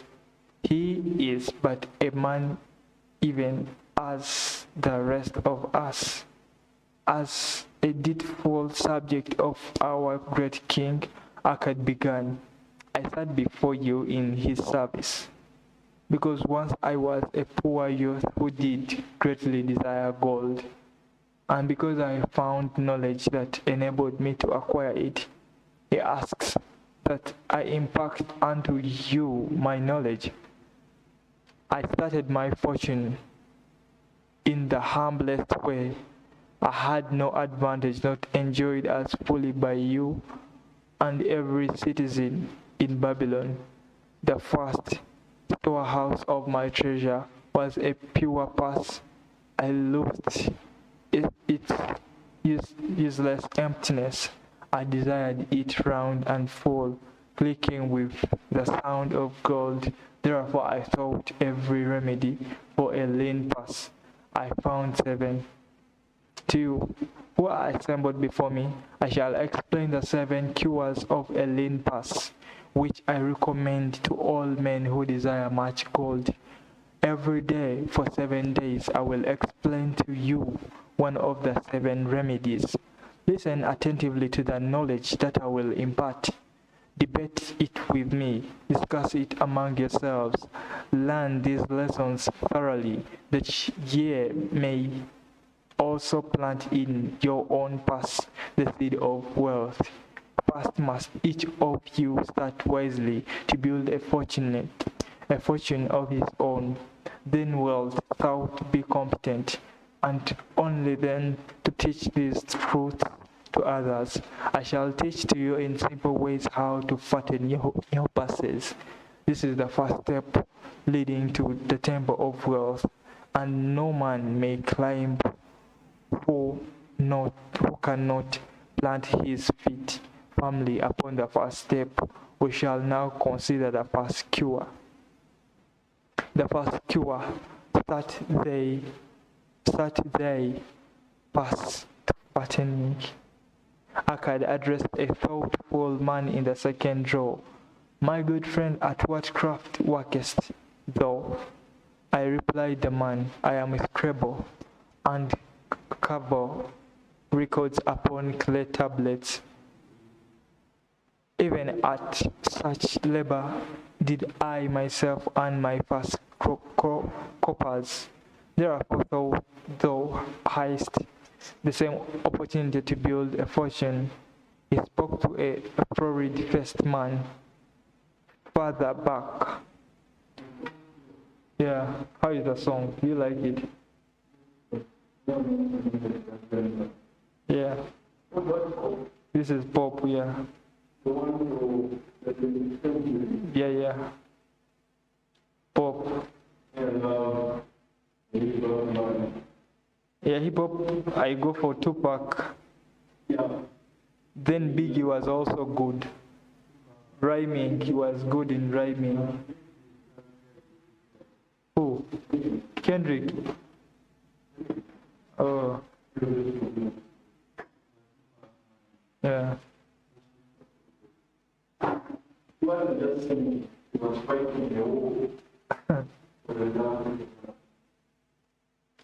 And even such labor did I myself earn my first coppers. Therefore, thou hast the same opportunity to build a fortune.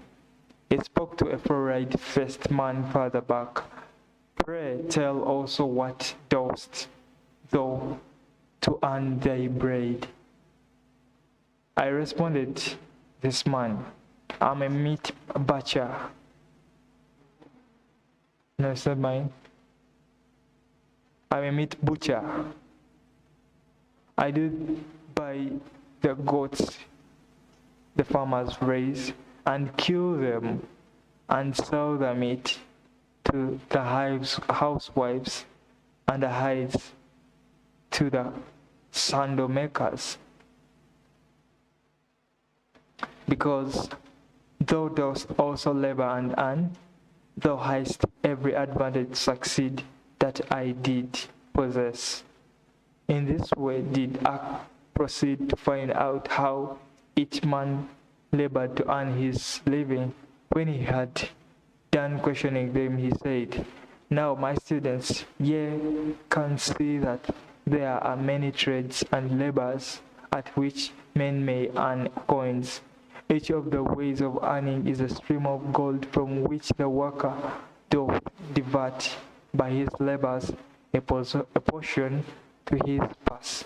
Therefore, in the purse of each of your flows, a stream of coins, large or small, according to his ability. Is it not so?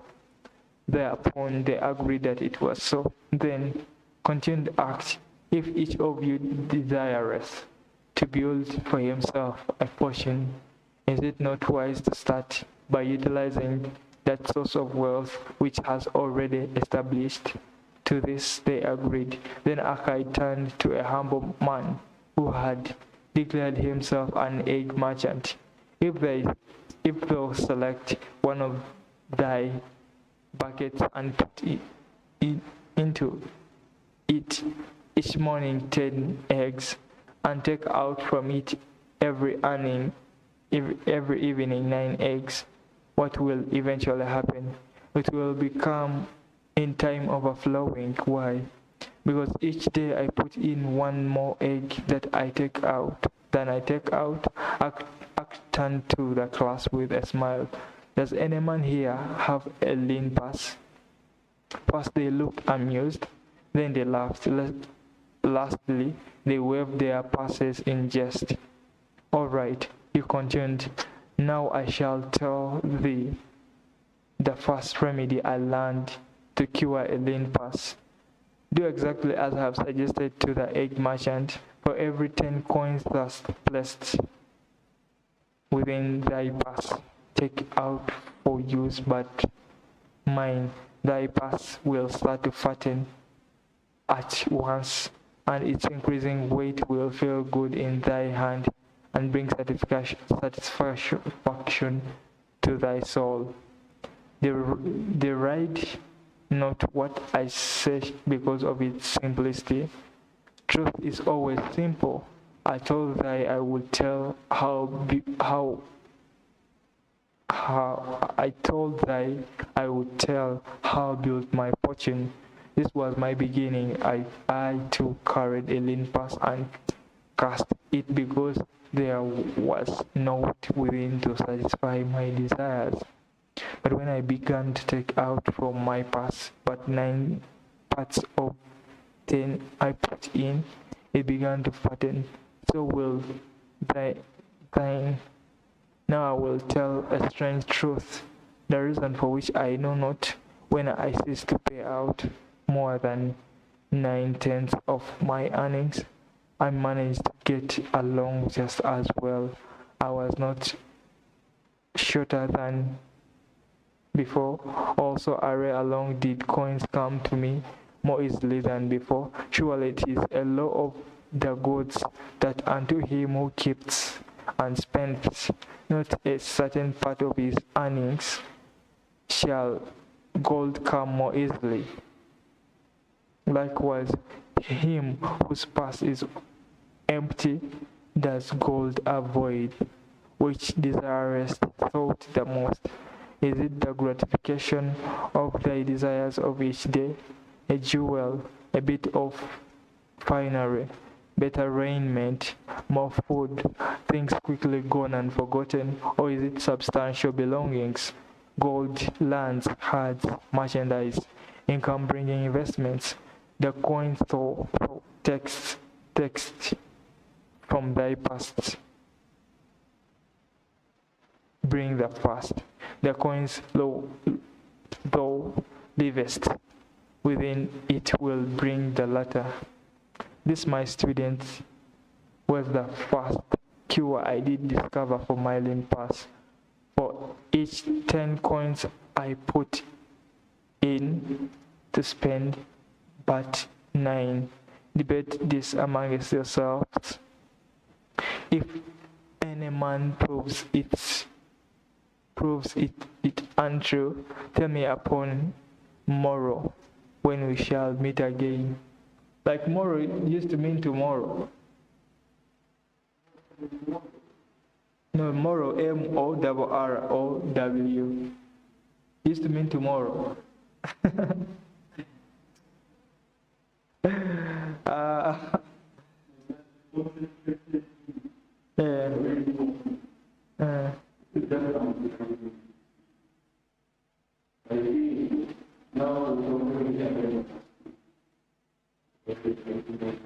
Yeah. The second cure. Yeah? No. Just asking. Yeah, I was staying just by then.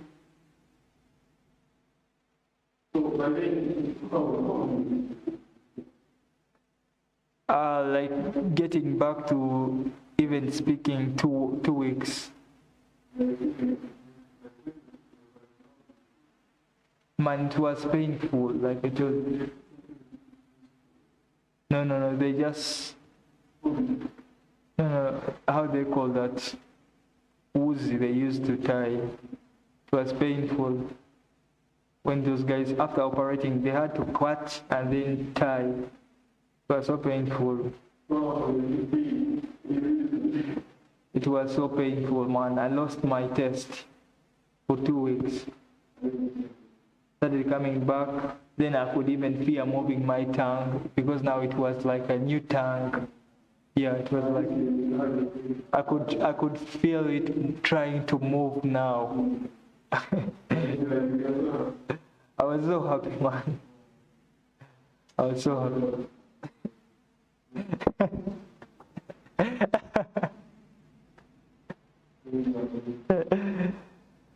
Yeah. Like, can you believe I first went to the doctor and I told them, they checked me and they said I don't have it. Then I went to a second doctor to, I don't know, there's that hospital, they wanted 300 for the operation. I didn't have money. I came to Molago first, the dental, there. Because when I read it's all dental. Those guys told me, at 25 you have a tongue tie, you're not serious. Yeah. So for them, they thought maybe I knew and I just delayed. but I didn't know about it. So they told me I don't have it. So I went to Chisasi's where I got a doctor who said I have it and allowed my 100 to operate on me. Yeah. The second cure, but man, I can't exceed this time. 9. Yeah. The second cure, I think I'll begin from here. I don't know if I'll be around tomorrow. I just don't know. No, I just don't know, man.